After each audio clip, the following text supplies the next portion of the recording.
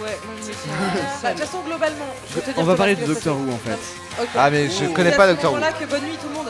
Si on connaît pas Doctor Who, on Thomas, moi je connais pas du tout Doctor Who. C'est pas très grave, Navo, on t'aime quand même. Non, mais je veux dire, est-ce qu'il y a un intérêt à ce que je sois là ou est-ce que tu vas demander qui est le troisième Docteur et je vais m'en battre les couilles? Parce que en fait, le problème c'est qu'on c'est Thomas, c'est que si la tu grande nous question. exclues de la conversation, Est-ce que nous on va s'en battre les coucher. couilles, ça Ok, le truc c'est que. Non, moi je veux bien jouer même si moi je m'en bats les couilles, mais si ça sert à rien. Non mais c'est un jeu.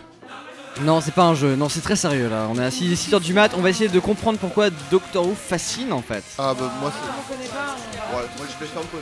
Mais en fait, qu'est-ce qui fait que Doctor Who est une série qui fonctionne? Navo, t'as écrit une série, tu Bon, sais à moi peu je près suis là, comment ça vas-y, se je goupille. suis avec toi. Qu'est-ce qui fait qu'une bonne série là? François la musique Turel est est un un peu amateur forte. notoire de Doctor Who. Antoine Daniel aussi, François Descraques a décidé à dire. Il y a deux personnes autour de moi, une qui a un t-shirt Tardis, une qui a une box de cookies Tardis.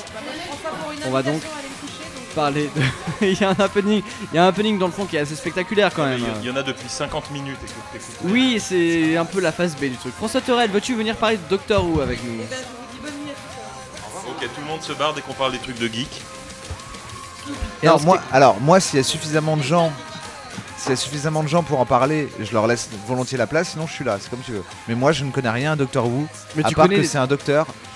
Mais Et tu déjà, sais non. comment écrire une série, tu sais comment ça fonctionne, t'as déjà testé un peu le Je suis machin. là, donc, je suis là. Mais si par exemple Arthur connaît vraiment le Doctor Who, je préfère lui laisser ma place et qu'il se fasse plaisir en parlant d'une série qu'il connaît. Ça se tient. C'est comme tu veux. Non mais reste parce que toi, Je suis là. ça peut être cool.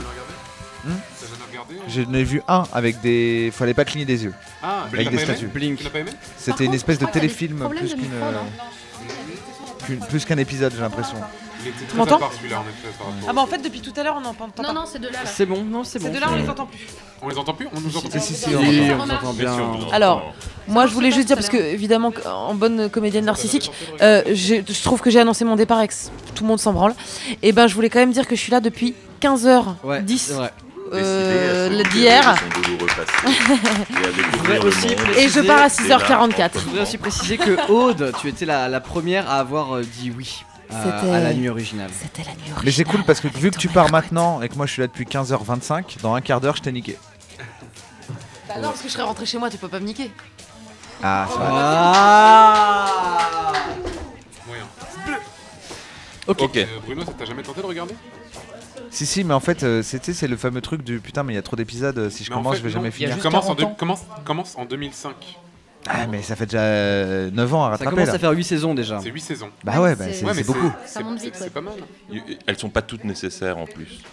Ouais, Non, mais c'est ça, en fait. oui, mais En faut fait- les voir quand même. Direct. Non, je pense- Clash, On- putain. Clash. Clash. Dès les Bon, premières si, minutes. non, si vous avez un site à me conseiller Moi, du je voudrais style. dire bravo à Thomas d'avoir réussi à attendre 7h du mat pour caler Doctor Who. Franchement, C'est vraiment retenu, putain. parce que ça a dû être dur pour lui de se retenir jusque-là. Ça va, écoute. Si quelqu'un a un site du style, voici les épisodes à regarder pour chaque saison des 8 dernières pour kiffer Doctor Who sans avoir à tout regarder, y compris les Ouais, stand-alone. regarde tout. Voilà. Sinon, regardez tout. Regarde la première saison de 2005. Si à la fin de la première saison ça te fait chier, t'arrêtes. Exactement. quoi. C'est Oui. aussi simple que ça. Oui, c'est vrai. Et ne te limite pas au premier épisode parce qu'il est assez Ouais, nabardesque. mais c'est ça en fait. Mais c'est dès que l'épisode 2, ça devient très les cool. gens me disent regarde la saison 1, tu vas voir, il y en a 4 qui sont bien. Je fais, ah. Non, ils sont tous bien. Mais en fait, le truc de Doctor Who, c'est qu'il y a un moment où il faut déconnecter ton cerveau et te dire ça va pas être bien. Tu sais, ça va être du gros monstre en caoutchouc et quelquefois les histoires vont être chouettes et puis je vais m'attacher aux personnages, etc. C'est kitsch, mais c'est cool. Voilà, c'est kitsch mais cool. Mais C'est- franchement, avec c'est- Trump c'est tu vas cool. kiffer parce qu'il y a, c'est que des paradoxes, machin, etc. Non, non, des- mais des à monstres chaque fois qu'on a concepts. pitché des épisodes, j'ai trouvé ça chambé. Et à chaque fois que je suis tombé dessus, ça m'a saoulé en fait. Ah. Par rapport à la qualité. Il faut se laisser emporter. Moi, au début, je regardais un peu de façon un peu cynique, un peu en mode ouais, je vais regarder. Et il y avait toujours un truc qui me disait ah, c'est rigolo, c'est pas mal. Et en fait, ça m'a accroché. Et des fois, ça m'a un peu désespéré. Puis des fois, je trouve ça génial. passer Littéralement. Il peut se passer n'importe où, n'importe quand. Donc en fait, à chaque fois, tu dis bon, allez, je laisse encore une chance et tout. Et c'est ça qui fait que c'est fascinant. C'est aussi le piège. hein. Ouais, c'est le piège. Voilà, la raison pour laquelle je voudrais en parler avec vous, c'est que c'est une série qui concentre beaucoup de problématiques. Des problématiques à 6h30 du matin, c'est un gros mot, on est d'accord. Hyper dur. Donc il concentre beaucoup en jeu, c'est mieux. Donc, qui est super intéressante parce que c'est une série extrêmement populaire de base, c'est-à-dire que c'est pas une série qui se veut un télo, c'est pas Breaking Bad. C'est pas Mad Men, c'est une série que la ménagère peut regarder. Et que les Américains n'ont pas réussi à refaire. C'est une série que les Mais Américains tu n'ont pas penses réussi à vraiment refaire. que la ménagère regarde pas ni Mad Men ni Breaking Bad? Bah, C'est-à-dire, tu penses en que Angleterre, non. En Doctor Angleterre, Who, clairement c'est pas. genre, Au Royaume-Uni, mais oui, alors, genre, clairement pas. Certes, au Royaume-Uni peut-être, mais en fait dans le monde, les gens regardent Doctor Who. Bien sûr. Là je Les parle gens au Royaume-Uni. n'attendent pas de, Alors attends, de juste, regarder le truc Mad c'est que Men de ou, base, la série Doctor Who Bad, est écrite, alors à part depuis 2010, Ok, Doctor on Who va est faire écrite pour le Royaume-Uni. Et pour les C'est enfants une- aussi. Et pour les enfants. Et en fait, nous on a exporté le truc, on a importé le machin, et bon, depuis, bon, ils ont pigé qu'il y avait du fric à faire avec ça, et ils ont un peu développé le truc. Mais de base, c'est une série qui est écrite pour le grand public du Royaume-Uni. Et du Commonwealth. Et tu penses que le grand public du Royaume-Uni ne comprend pas les mêmes ménagères qui regardent Breaking Bad et Mad Men? Alors Breaking Bad n'est C'est-à-dire pas elles construit sont, pareil. je sais pas, Il y a un elles personnage sont trop relou bêtes dans Doctor pour Who. regarder Breaking Bad.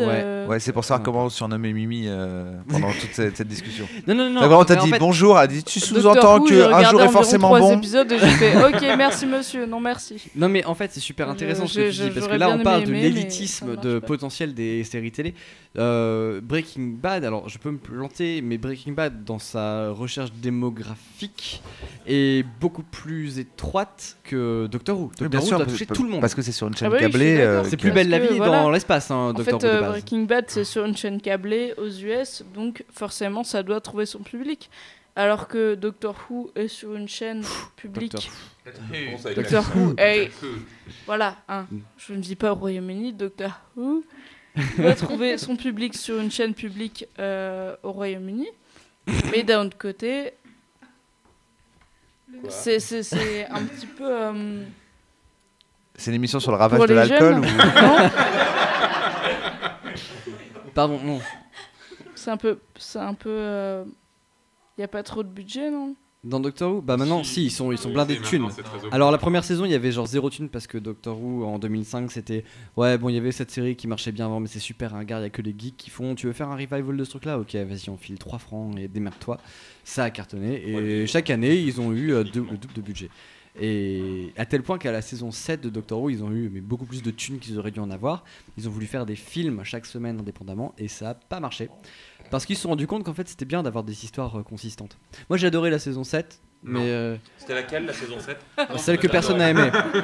C'est avec Capaldi déjà ou... Non, c'était la dernière de Matt Smith. Ah, Justement, oui. juste avant. Moi je l'ai adoré parce que je l'ai maté à Cardiff et du coup j'étais un peu dans le bain et c'était un peu une expérience sympa de voir ça au milieu d'anglais. C'est pas du tout la même façon que voir ça. Mais Bah, c'est c'est le sûr que contexte. le gendarme à Saint-Tropez, si tu regardes à Saint-Tropez, c'est- T'as une vibe en plus. Tout de suite. Voilà. Complètement. 20 milieux sous les mers, si tu le C'était regardes. la saison de toutes les promesses en fait. Où, Exactement. oui, et comment dire, tous les défauts de Moffat, le showrunner, jusque-là, il avait promis de les régler en concluant l'arc narratif de la saison 7.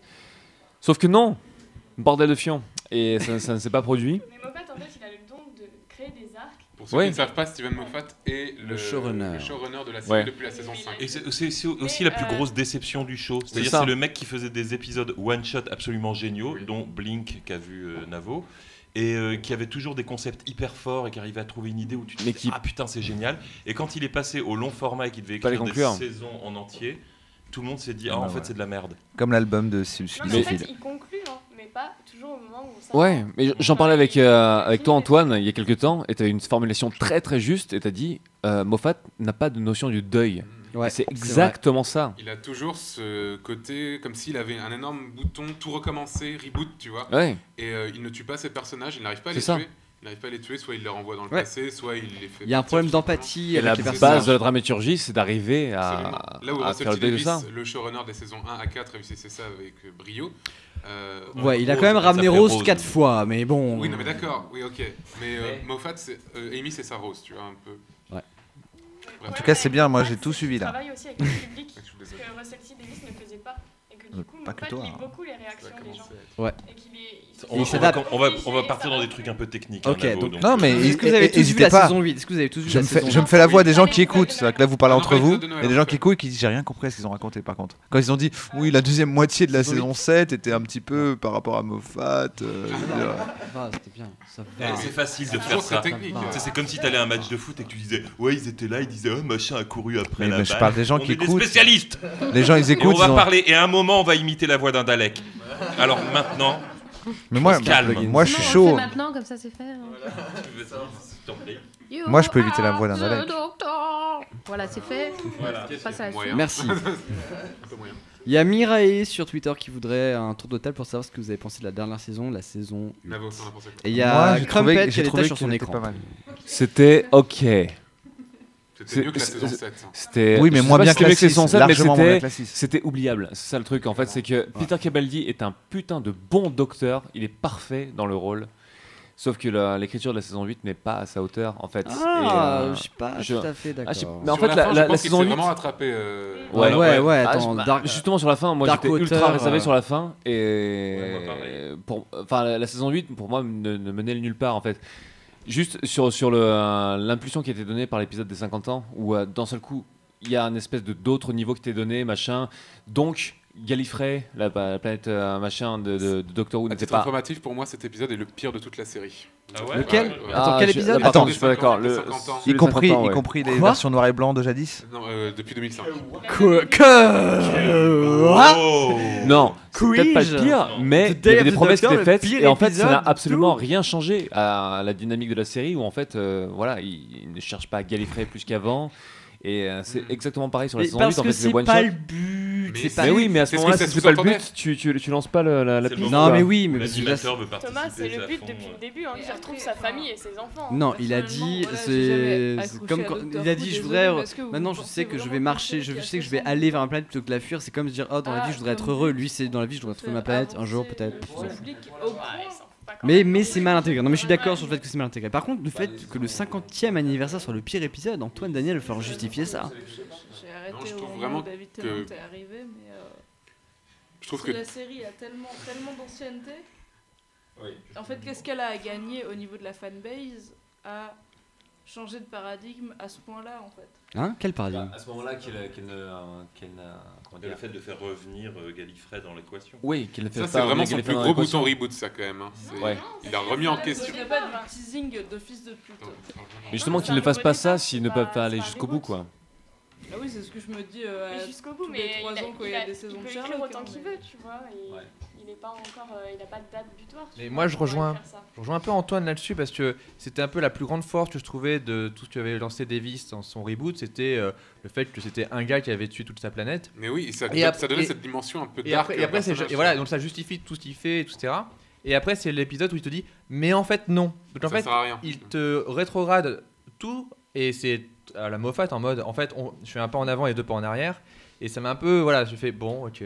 Mais en même temps, il rétrograde tout, mais pas trop. Parce qu'en fait, quand même. ça n'aboutit à rien. C'est un escargot. Quand tu vois. C'est un escargot qui saute sur le dos d'une tortue et qui fait wouhou. Moi en fait, je vais juste faire une vanne de temps en temps pour les gens qui s'en battent les couilles. Je rappelle que Navo n'a pas vu d'épisode. Non mais moi je ferai une blague de temps en temps. Non mais sincèrement, Justement, c'est incompréhensible pour n'importe qui. N'a jamais. Non mais je comprends les enjeux, donc Ouais, y a les- je respecte. En y a fait, les je comprends les hyperactifs enjeux, je les qui, respecte. C'est quand je les entends parler, j'ai en vérité pas envie de les couper parce que je me dis putain ça a l'air super passionnant. Il y a les J'aurais dû Hyparia qui regarder. dit merci à Navo de représenter ceux qui ne connaissent pas Doctor Who Voilà, et qui donc s'en battent voilà, limite les donc couilles. Comment voilà. est-ce possible? En même Comment temps, est-ce possible il est 7h du Il est matin. 7 heures du Si matin, vous vous en battez c'est les bon, couilles, allez allez dormir. dormir ou Allez allez dormir. bosser Allez selon votre vie. Ou patienter, j'ai une blague. Mais c'est un peu tard pour faire le troll quoi. On est 200 à regarder maintenant là. Je crois qu'on est même moins. hein. Ouais, Au pire, vous téléchargez puis vous regardez. On est 220, non, c'est Non pas mais bon, il aurait 220. fallu s'assurer qu'au moins 3 personnes des 220 étaient intéressées par Doctor Who avant qu'on en parle. Oui, ça arrivera. Oui. Alors que Dangerous On nous l'a Perfection, réclamé. tout le monde était intéressé. Avec l'accent Picard. Mais tout ça pour dire que non, enfin, comment dire, Essaye de le dire avec l'accent Picard. il a essayé de changer. Non, c'était la scène du Sud. Il a essayé de changer le paradigme, mais en fait, non, ça n'aboutit à rien en fait, parce que le fait que Gallifrey d'un seul coup existe toujours, qu'il n'ait pas fait de génocide, ça ne change rien du tout au personnage. Ça change le fait qu'il a tué personne. Non, alors ça, je suis pas d'accord. Dans l'évolution du personnage, En fait, oui, dans parce ce qu'après, que ils tu te vois disent- l'évolution dans la saison 8, En ça fait- ne change rien. En fait, ils te disent, oui, mais en fait, l'autre, il aura quand même pas oublié. Enfin, il faut tout un truc en mode de Doctor Who, genre le Tennant qui vont chercher dans le passé, on va quand même oublier le fait que machin. Mais au final, c'est plus le même personnage, il a plus le même but. Après, c'est bien qu'il change quand même, qu'il essaye un truc différent. Ouais. Mais je trouve que c'est moins intéressant. Mais dans le ça, contexte de l'épisode 50, ça arrivait tout le temps dans Dragon Ball. Dragon Ball Z, c'est que ça, c'est Vegeta qui était un méchant, qui devient un gentil. Je sais pas de quoi vous parlez, hein, mais Non, ouais, t'es complètement. Ouais, non, Mais pas du ouais. tout en fait. D'accord. Non, ça n'a rien à voir avec Dragon Ball.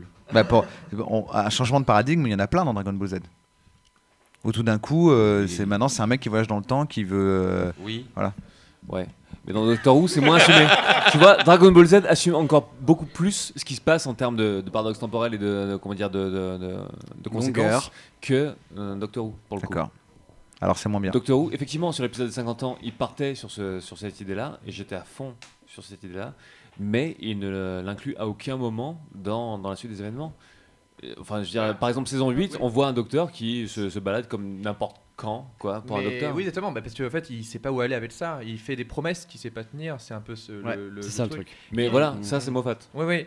Mais moi, il y a un peu ça dans le Visiteur du Futur, dans les Versailles. Attends, par contre, mais sérieusement, la saison 4 de Visiteur du Futur, je l'ai écrite en réaction à la saison 7 de Doctor Who. Ça, vous l'auriez su si vous avez écouté l'excellent podcast. L'excellent podcast de Mère Chouette, où en fait, en voyant la saison 7, j'ai fait ok, pas faire ça, faut pas faire ça, faut pas promettre un truc comme ça, notamment sur le nom du docteur, etc. Et donc, alors je dis pas que j'ai fait 10 fois mieux et que je me considère. En tout cas, t'as évité ces écueils qui t'avaient blessé. Exactement, citez-moi là-dessus. Non, mais sérieusement, ça m'a inspiré dans le sens, ok, je voyais les pièges, mais facile à. C'est des pièges faciles parce que voilà, on peut tomber dedans. Tu voyais ce qui t'avait déçu dans la démarche et que tu voulais pas faire. Voilà. Mais par contre, la différence, c'est que moi, les réponses sont dans le roman du Visiteur du Futur que vous pouvez acheter. Voilà. C'est pas trop cher. Mais pas très cher, c'est pas très cher. Très bien écrit par Slim. Merci à lui, hein, il est très bien. Voilà, tout ça pour revenir sur la base de la série, pour ceux qui ne la connaissent pas, c'est ce personnage qui voyage dans cet appareil, donc qui est le TARDIS, qui est une machine à voyager dans le temps. Voilà. C'est une jarre à cookies, ça. C'est pas un... Donc dans l'histoire, c'est un vaisseau à voyager dans le temps qui a un module de camouflage qui est resté coincé sur une cabine téléphonique anglaise, enfin une cabine de police anglaise. Et donc il se balade dans l'espace et le temps pour essayer de réparer des torts qui ont été commis ou pour rectifier des situations, en gros. Il faut dire dès le départ, c'est un extraterrestre. C'est un extraterrestre. Et ce qui était marrant dans cette série, c'est qu'il y avait le côté, le personnage complètement anonyme, c'était l'espèce de héros qui n'avait pas vraiment de nom et qui débarque dans sa petite cabine. Moi, ce que j'aimais bien dans Doctor Who, c'était le côté anglais, c'était le côté british, flegmatique, du personnage qui arrivait avec sa petite cravate, son petit nœud papillon, limite en touillant sa tasse de thé. D'ailleurs, il y a un épisode où il sauve le monde en robe de chambre avec une tasse de thé à la main. Je trouvais ça cool qu'il y ait ce personnage comme ça qui soit l'antithèse, non, c'est pas du tout raciste, Marc, ouais. Enfin, c'était l'antithèse des héros habituels, c'est-à-dire H2G2 l'avait déjà fait. Il refuse de recourir à la violence. Ouais, mais H2G2, c'est un anti-héros, c'est quelqu'un qui est là contre son gré et qui ne cherche à sauver personne. Là, c'est le héros, mais qui refuse de recourir à la violence et qui résolvait des situations toujours en appuyant sur un petit endroit comme ça, enfin, en changeant. Et avec un certain recul, vu qu'il n'est pas terrien. Voilà. Et en fait, dans les saisons suivantes, il y a Moffat qui est arrivé et qui en a fait une sorte de héros à la Star Wars avec vraiment du hollywoodien, avec des lasers partout, avec des armées de robots qui affrontent des armées d'extraterrestres, et lui qui est au milieu, limite à brandir un drapeau. Enfin, c'est devenu pour moi trop gros en fait. Et c'est vrai qu'il a perdu à cause de ça l'essence même du personnage qui est très pacifiste. Le flegme, ouais. Et même il y a vraiment, il est très violent, je trouve. Surtout Matt Smith en fait. Vers la fin, les saisons 6 et 7 de Matt Smith, il est très violent, il massacre énormément de populations extraterrestres, etc. Il a toujours fait ça. Il a toujours fait. Mais là, souvent avec des. C'est la façon de le faire qui compte. Non mais non. C'est ce qu'il le fait avec du remords. Ou est-ce qu'il le fait comme si c'était normal. Pour un bidon, je me souviendrai toujours. Là, je vais citer un truc assez précis, l'épisode où il fait péter toute une armée de Cybermen dans l'espace juste pour retrouver Amy. Ok, le plan est très cool, ça fait un très joli gif sur Tumblr, mais ça n'a aucun sens avec la psychologie du personnage. C'est ça le truc, c'est que Doctor Who se base énormément sur la rule of cool, quoi. Si c'est cool, bah ok, ça passe. Si on s'en fout, c'est complètement nonsense. Par exemple, il y a eu un commentaire qui allait dans ton sens tout à l'heure qui disait. C'est sûr que je vais pas aimer cette série alors. Il y a un truc qui. C'est pour ça que t'es là, toi. Il y a un commentaire qui allait dans ton sens, Antoine, qui disait qu'effectivement, la 50e anniversaire, c'était n'importe quoi. Asari qui nous dit c'était le foutu putain de pire épisode, quoi, et que c'était le bordel. Mais en fait, c'est ça qui est un peu kiffant, c'est que c'est le bordel et qu'on s'en bat les couilles de la logique et que ça et que c'est fun. Et en fait, le curseur. Moi, je tiens à dire que Thomas Hercouet, c'est comme le gars qui veut pas lâcher le groupe qu'il aimait alors que le groupe part en couille, que tout a changé, que les mecs sont. J'écoute toujours News, ça va. Ouais, ça sort un album de merde et dit non, mais il y a des trucs intéressants. C'est ça qui est intéressant, c'est que c'est pas terrible et que donc. Il y a aussi, je pense, un phénomène qui est une lassitude. C'est-à-dire que les premiers épisodes dans les premières saisons, il y avait quelquefois un côté Monster of the Week, tu sais, où à chaque semaine, tu as un monstre différent. Et autant ça passait dans les premiers épisodes parce qu'on retrouvait la série après 10 ans, 15 ans, 20 ans d'absence, je sais plus combien il y avait. 15. Et autant là, au bout de la 8e saison, quand il a ils en font encore au bout de 8 saisons. Voilà, il n'y a pas de feuilletonnant pur. Quand il y a eu des arcs ça et tout à coup, tu as juste un épisode où c'est juste un extraterrestre à Ah arrêter. oui, mais ça c'est une vraie erreur dans beaucoup de séries. Ouais. Ça veut dire que si tu as 24 épisodes dans une saison, fais pas un arc de 18 épisodes pour faire 5 stand-alone où il se passe rien pendant 4 parce que c'est hyper déceptif en fait.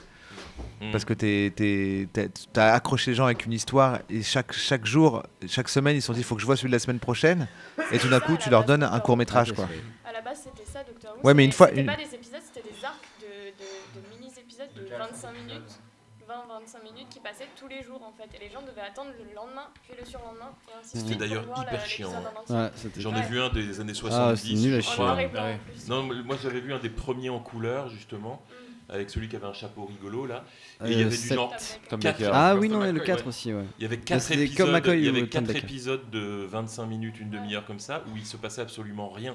C'était une histoire qui aurait pu tenir en 10 minutes et ils avaient mis ça sur 4 épisodes de 25 minutes. Et j'ai regardé ça pendant un vol en avion. Je sais pas pourquoi l'avion avait ça dans sa petite banque pour vous de punir. télé. Et c'était insupportable à regarder. Ouais. Et tu attends que les Monty Python arrivent. Ouais, mais c'est tellement ça. Pour revenir à l'écriture de Steven Moffat par rapport aux saisons 5, 6, Steven, 7 si tu nous écoutes. et 8, pour moi, un des gros problèmes, c'est qu'il s'est passé tellement de trucs dans Doctor Who qu'en fait, il peut se passer n'importe quoi maintenant, ça ne nous touchera plus. C'est-à-dire, le docteur va mourir, c'est pas grave, ça lui est déjà arrivé plein de fois. C'est la fin du monde, c'est pas grave, c'est déjà arrivé plein de fois. La fin de l'univers, c'est déjà arrivé plein de fois, on s'en bat les couilles. T'as plus aucune empathie pour quasiment qui que ce soit. Et tu t'impliques plus vraiment. Je me souviens vraiment les épisodes de fin de saison 3 et 4 avec David Tennant, c'était incroyable. Vraiment, tu croyais et t'avais peur pour plein, enfin, tu avais peur pour lui, etc.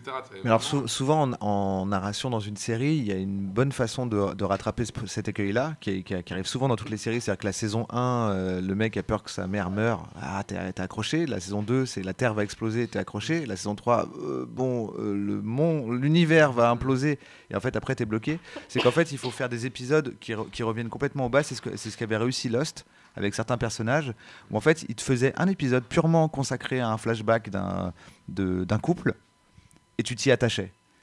Et une fois que tu y étais attaché... L'épisode avec les araignées ouais, ou enfin il y en a eu plusieurs où ils faisaient ça. Qui se souvient de Lost sans déconner? Non mais mais dans les procédés, c'est une de mes séries préférées, donc. Non mais dans le procédé, il y avait ce truc là, c'est qu'à un moment quand ils se sont rendus compte que on a poussé un peu trop loin le bouchon, on sait plus où aller, il faut revenir à l'essentiel qui est que si tu arrives à montrer deux personnages auxquels on s'attache, si tout d'un coup dans ta série tu arrives à mettre vraiment un couple et t'y attacher, et ben si ces gens-là meurent, ce sera triste.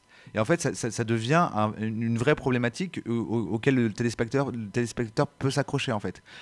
Et typiquement dans Scandale, pour moi, il y a un moment, Scandale, c'est une série où en gros, au début, la meuf, elle gère les problèmes c'est des scandales en fait. Tu vois, un footballeur qui se drogue, puis petit à petit, il y a des histoires avec le président, puis il y a des histoires avec la guerre.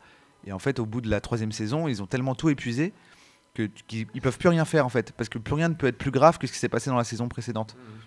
Et en général, c'est mieux d'essayer de revenir aux bases qui sont que si tu t'attaches à un personnage, peu importe qui il est, t'auras pas envie qu'il meure. Et justement, ça c'est un des trucs que j'ai trouvé plutôt cool dans la saison 8, c'est qu'ils ont essayé de revenir justement à un peu cette formule presque standalonesque enfin voilà. Il y avait un arc évidemment, mais il était très en retrait par rapport au reste. Ouais. Il y a beaucoup d'épisodes que j'ai bien aimé, genre j'ai bien aimé Mummy of the Orient Express que j'avais trouvé cool. Excellent. Je suis un des seuls à aimer Kill the Moon. Tout le monde le déteste. Il était très bien. Moi je le déteste. Voilà, merci Thomas. Très très bien. Voilà, moi j'ai beaucoup aimé Mon préféré c'est Flatline, celui avec les personnages en 2D là, qui était incroyable. Mais voilà, il y avait plein de trucs comme ça, ce qui fait que la série c'était toujours un plaisir à regarder. Ça avait retrouvé ce côté expérimental un peu, on teste des trucs, c'est ça. Ce que ça donne. Et même j'ai trouvé que l'arc, même s'il était très peu exploité dans toute la série, je trouve qu'il termine bien en fait. Je trouve les 2 derniers épisodes ont vraiment moi le problème c'est que saison, même quand c'est bien la saison 8 de Doctor Who, les idées viennent de Davis. C'est que des reprises, des trucs genre tu fais ah oui ça c'est vachement bien, mais il avait déjà fait avant en fait. Le truc des Cybermen qui sont en fait les morts qui reviennent, etc. Tu fais Ah oui, c'était plus ou moins. Enfin, oui, les Cybermen qui sont des morts qui reviennent, ça date de 75. Voilà, mais en fait, la seule façon qu'il a réussi à faire pour rendre le truc normal, remettre le truc normal, c'est de refaire ce qui a déjà été fait en fait. Oui, parce que personne n'est jamais content au final. Il y a aussi un côté où je trouve que ces personnages manquent beaucoup de faiblesse. C'est-à-dire ces personnages sont hyper cool tout le temps. Et du genre là dans le dernier arc, l'assistante elle est hyper cool tout le temps. Non, elle est casse-couille. Elle est tellement casse-couille. Elle est un peu casse-couille, mais du genre elle a une personnalité en acier trempé. Elle est hyper réactive dans toutes les situations. Et elle trouve ce mec qui pleure vaguement parce qu'il se souvient d'un traumatisme, mais qui à part ça n'hésite pas une seconde à se sacrifier et hyper noble jusqu'à la dernière seconde. Et je fais putain, fais chier, j'aimerais bien avoir un personnage un peu pourri. Et c'était ça que j'aimais bien moi justement dans les saisons précédentes avec comment il s'appelait là, le copain de la rouquine, Rory. Rory qui était un peu pourri au début. Ouais, enfin il a quand même attendu 2000 ans pour. Ouais, mais ça c'est pas mal à la fin. Mais au début c'était le loser et j'aimais bien le fait qu'il y ait des losers. Et non mais il manque cruellement de losers. Il y avait des compagnons assez imparfaits. Moi, ma préférée, ça reste Donna. Oui, la compagne de la saison 4. Pour ceux qui ne le savent pas, le docteur moi, j'aime pas Donna. Tu sors, mais tout de suite, tu te casses. Le docteur, c'était toi les cupcakes, reprends-les. Le docteur voyage toujours accompagné reprends ta banane. D'un compagnon ou d'une compagne, plus généralement humaine. Voilà. Exactement. Et Donna était très bien parce que c'était une compagne qui allait à l'encontre de tous les clichés justement. À chaque fois, il prenait des compagnes qui étaient jeunes et belles et qui étaient un peu la bimbo. Et Donna, tout à coup, l'assistante, c'était une nana qui avait 35 ans, qui était hyper grande gueule, hyper chiante, et qui était très très drôle en plus. C'était une actrice fantastique. Catherine Tate. Ouais. Surtout que leur relation était moins basée sur une relation romantique, c'était plus sur une relation frère-sœur, c'était bizarrement beaucoup plus crédible. Alors que toutes les meufs qui croisent le docteur version jeune sont amoureuses de lui instantanément. Et là, dans la dernière saison, justement, ils ont cassé ça et ça fait du bien. Ouais, c'est pour ça que j'aimais bien qu'il y ait Capaldi qui arrive, justement, comme il est plus des petites... Ouais, ils ont quand même laissé des ambiguïtés. Ouais, voilà. C'était pas clair dès le départ et à la base, le docteur, il tombe pas amoureux. C'est à cause de Paul McGann. Si. Non, il tombe pas amoureux de ses compagnes, c'est à cause de Paul McGann. Déjà Romana. Romana, ouais. le Tardis a vu des trucs. Je pense que tu passes le Tardis au rayon VUV là, machin, tu vois des traces un peu. C'est parce que Tom Baker, dès le 4e docteur. Tu vois. Mais en vrai, c'est Paul McGann parce qu'il avait un physique de beau gosse. Je suis sûr que même le 2e docteur, il s'est tapé l'écossais. C'est l'américain en gros, enfin c'est pas un américain mais c'est lui qui la version américanisée. La version américanisée et ça a romantisé tout ça et c'est pour ça que à chaque fois il y a des histoires d'amour et que ça devient un peu relou à force. Mais c'est bien qu'on s'en taille justement, qu'on se casse de ça. Ouais, après le truc de l'histoire d'amour dans Doctor Who, c'est aussi parce qu'en 2005 il fallait implanter cette série dans le paysage audiovisuel britannique qui était dominé par EastEnders, Coronation Street et Big Brother. Et à partir de là, si tu mets pas un petit peu de romance avec une vieille chanteuse ratée, tu rates le truc quoi. Et là il se trouve que l'alchimie a fonctionné, donc ils ont dit ok, donc ça marche, donc vas-y on va continuer à le faire. Ce qui est marrant c'est qu'ils connaissent 10 fois mieux la série que nous, j'ai l'impression d'être en interro, c'est quand tu dis un truc, on se tourne tous vers Thomas pour voir s'il valide. Alors moi du coup j'ai l'impression qu'il connaît mieux la série que moi. Toi t'as zéro. Toi tu redoubles. Mais est-ce que ce problème de personnage c'est pas dû à un truc tout bête, c'est que souvent dans les séries c'est très difficile de renouveler les personnages quand tu commences à en faire mourir ou à en faire disparaître ou parce que des acteurs se cassent, parce que tes personnages normalement répondent à des critères qui sont qu'ils se complètent et que si tout d'un coup tu mets une meuf parce que c'est une meuf, c'est pas du tout suffisant et c'est une erreur scénaristique classique. C'est que si par exemple tu as 4 personnages, tu les mets dans un carré et il va y avoir le fort, le loyal, l'intelligent et le je sais pas quoi, et que chacun doit avoir un manque qui est comblé par l'autre. Et si tout d'un coup tu as des personnages trop cool qui sont tous, parce que tu parlais d'une meuf avec un caractère d'acier, et qu'à côté tu as un docteur avec un caractère d'acier et un flegme, et qu'à côté d'eux tu as un autre gars, ça n'a plus aucun intérêt. Parce que tout l'intérêt repose dans le constat inconscient de la part du spectateur que sans l'un ou sans l'autre, rien ne tiendrait. Et c'était ça qui était cool d'ailleurs avec Amy et Rory et le docteur. Parce que le Rory dont vous parlez, je suis sûr qu'il avait une qualité de loyauté ou de patience. En fait, ils avaient changé les termes. Ils étaient passés d'un duo, le docteur et son assistante, à un trio. Ouais. C'est-à-dire c'était l'assistante et son amoureux et le docteur qui était vraiment un ado. Le tonton chelou. Ou le fils, c'était le fils. C'était vraiment un ado. Il y avait un moment, tu vois, il était avec ce couple dans son vaisseau et tu avais le couple qui lui disait est-ce qu'on pourrait avoir un vrai lit et pas des lits superposés. Et lui, il comprenait pas où était le problème. problème, c'est qu'il disait non, mais c'est cool les lits superposés. Et tu vois, il avait le côté, c'était l'ado attardé, et il était avec un couple, et il tenait un peu la chandelle, et c'était assez marrant. Mais il avait forcément de belles qualités humaines. Il y a Crumpet qui dit sur Twitter, ce sont des relations romantiques, je trouve, pas forcément amoureuses au sens commun, mais sacrément romantiques. Ok, tu sais quoi, Crumpet, tu m'as énervé. Fallait surtout pas dire ça. Non, je déconne, je vais aux toilettes en fait. Ce sera ça aussi sur. Mais par contre, Russell T Davies est beaucoup plus intelligent sur les relations humaines et parce qu'il a fait beaucoup plus de séries là-dessus, notamment la série Queers. Queers Queer as Folk. Merci Antoine. Et en fait, c'est là toute son intelligence, c'est qu'il arrive à mettre 10 000 ambiguïtés, à casser les codes homme-femme. Là où Moffat, en fait, il est très un peu rétrograde, quoi. Pourtant, il avait, à son époque, il avait réussi à aller plus loin que Friends avec Coupling, quoi. Il a fait des petits. Oui, mais c'est ça que Russell T Davies, il est fort. C'est parce que il a un niveau. Enfin, je dis pas que tous les liés ont un niveau supérieur de relations humaines, mais j'ai l'impression qu'il voit tellement plus de possibilités qu'un showrunner lambda qui va dire le mec il aime la fille et la fille elle est mignonne, tu vois. C'est un des problèmes de Moffat, c'est qu'il est très elliptique. C'est-à-dire, tu as énormément d'ellipses chez Moffat. C'est-à-dire, il y a un moment, il se passe un truc, on y reste 5 minutes, ensuite on va très très loin d'un seul coup. Alors que Russell T Davies prenait vraiment son temps pour installer les relations et les caractères des personnages et les situations. Alors que Moffat, il se passe tellement de trucs, tu as le temps de t'attacher à rien. C'est vraiment. Voilà, je viens de vérifier sur Wikipédia et apparemment Moffat est meilleur que nous.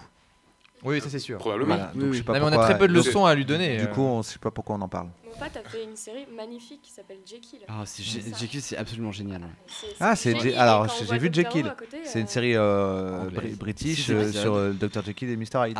Qui se passe dans les années 2000. Avec le mec qui joue un des nains dans The Hobbit. James Ah ouais, donc il est vraiment plus fort que nous. Il est cette série, elle est parfaite. Ouais, c'était super. Ça n'a rien à voir avec ce qu'il a fait dans Doctor Who. Mais par contre, c'est assez badass aussi. Mais justement, moi je pense que la limite de Moffat, elle est pas forcément dans son écriture en tant qu'humain. Il est aussi dans le fait qu'il est en possession d'une institution en fait. C'est-à-dire qu'il peut pas dire ok, je change tout le Docteur finalement, et je le tue, etc. Il est obligé de faire. C'est comme si on lui disait tiens, tu fais Zorro, tu fais un truc. Bon, Zorro encore en France, ça a été un peu mort maintenant, mais tu fais un truc qui existe depuis 40 ans, 50 ans, et tu peux. Voilà ton axe pour jouer quoi. Donc forcément, il peut pas tout changer comme il voudrait quoi. Il a une pression de fou quoi. Mais surtout, en plus, c'est facile à gérer et surtout, il écrit beaucoup mieux quand il n'est pas tout seul. Et là, il a pris des scénaristes, mais c'est pas encore pareil en fait. Mais d'où vient le truc? Est-ce que ça vient de Moffat? Est-ce que c'est BBC qui le censure? C'est des cuisines qu'on peut pas trop connaître quoi. Mais c'est sûr que c'est difficile. Je pense qu'on arrive aux limites d'un concept qui existe depuis plus de 30 ans. Toi, ça t'est arrivé, Boulet, non? T'as écrit jamais vide. T'as écrit pour des séries préexistantes. Donjon, non? Non, j'écrivais pas. J'étais juste illustrateur dessus. Illustrateur. Ouais. D'accord. Ça t'est jamais arrivé? J'ai écrit pour du dessin animé. J'ai écrit sur les séries. Dans un truc très marqué. Ça s'appelait Allez raconte et OVNI. Et c'est du dessin animé, donc les contraintes effectivement, tu les vois pas venir et elles sont assez effrayantes. Par exemple, OVNI, c'était un dessin animé où en fait c'est un petit extraterrestre et le principe c'est qu'il peut remonter le temps justement, encore une fois. Décidément tous les extraterrestres peuvent faire ça. Mais lui c'était juste, il pouvait sauvegarder sa vie. C'est-à-dire que dans le dessin animé par exemple, il allait faire quelque chose et mourir et ça allait se rembobiner, il allait repartir avant et faire quelque chose de différent. Donc les épisodes étaient hyper courts et il voyageait à travers toutes les époques du monde. Et c'était assez rigolo à écrire parce que tu pouvais choisir n'importe quelle époque du monde, tu pouvais choisir les dinosaures, tu pouvais choisir l'Antiquité, tu pouvais choisir le 23e siècle. Et moi, tous les scénaristes avaient comme ça des rôles attribués, devaient écrire à une période. Et je m'étais retrouvé à devoir écrire sur, on avait trouvé en thème marrant, la prohibition.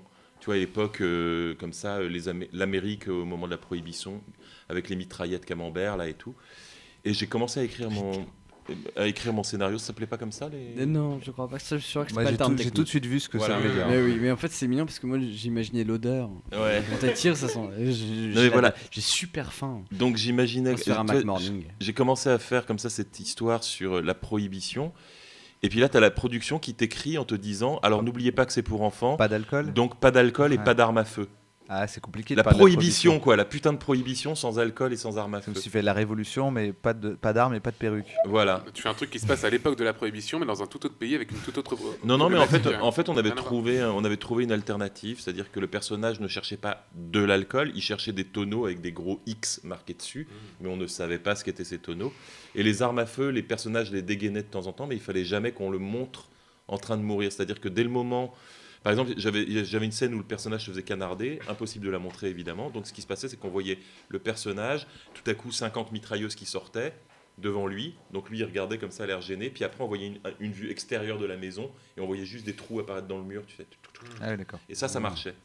Mais tu vois, bon, là on parle de dessin animé, donc les contraintes sont très différentes. Je ne sais pas quelles sont les contraintes pour Moffat, mais il doit en avoir du même ordre, du genre. Alors le docteur, il ne peut pas coucher avec son assistante, il ne peut pas être gay, il ne peut pas être noir, ça ne peut pas être une femme.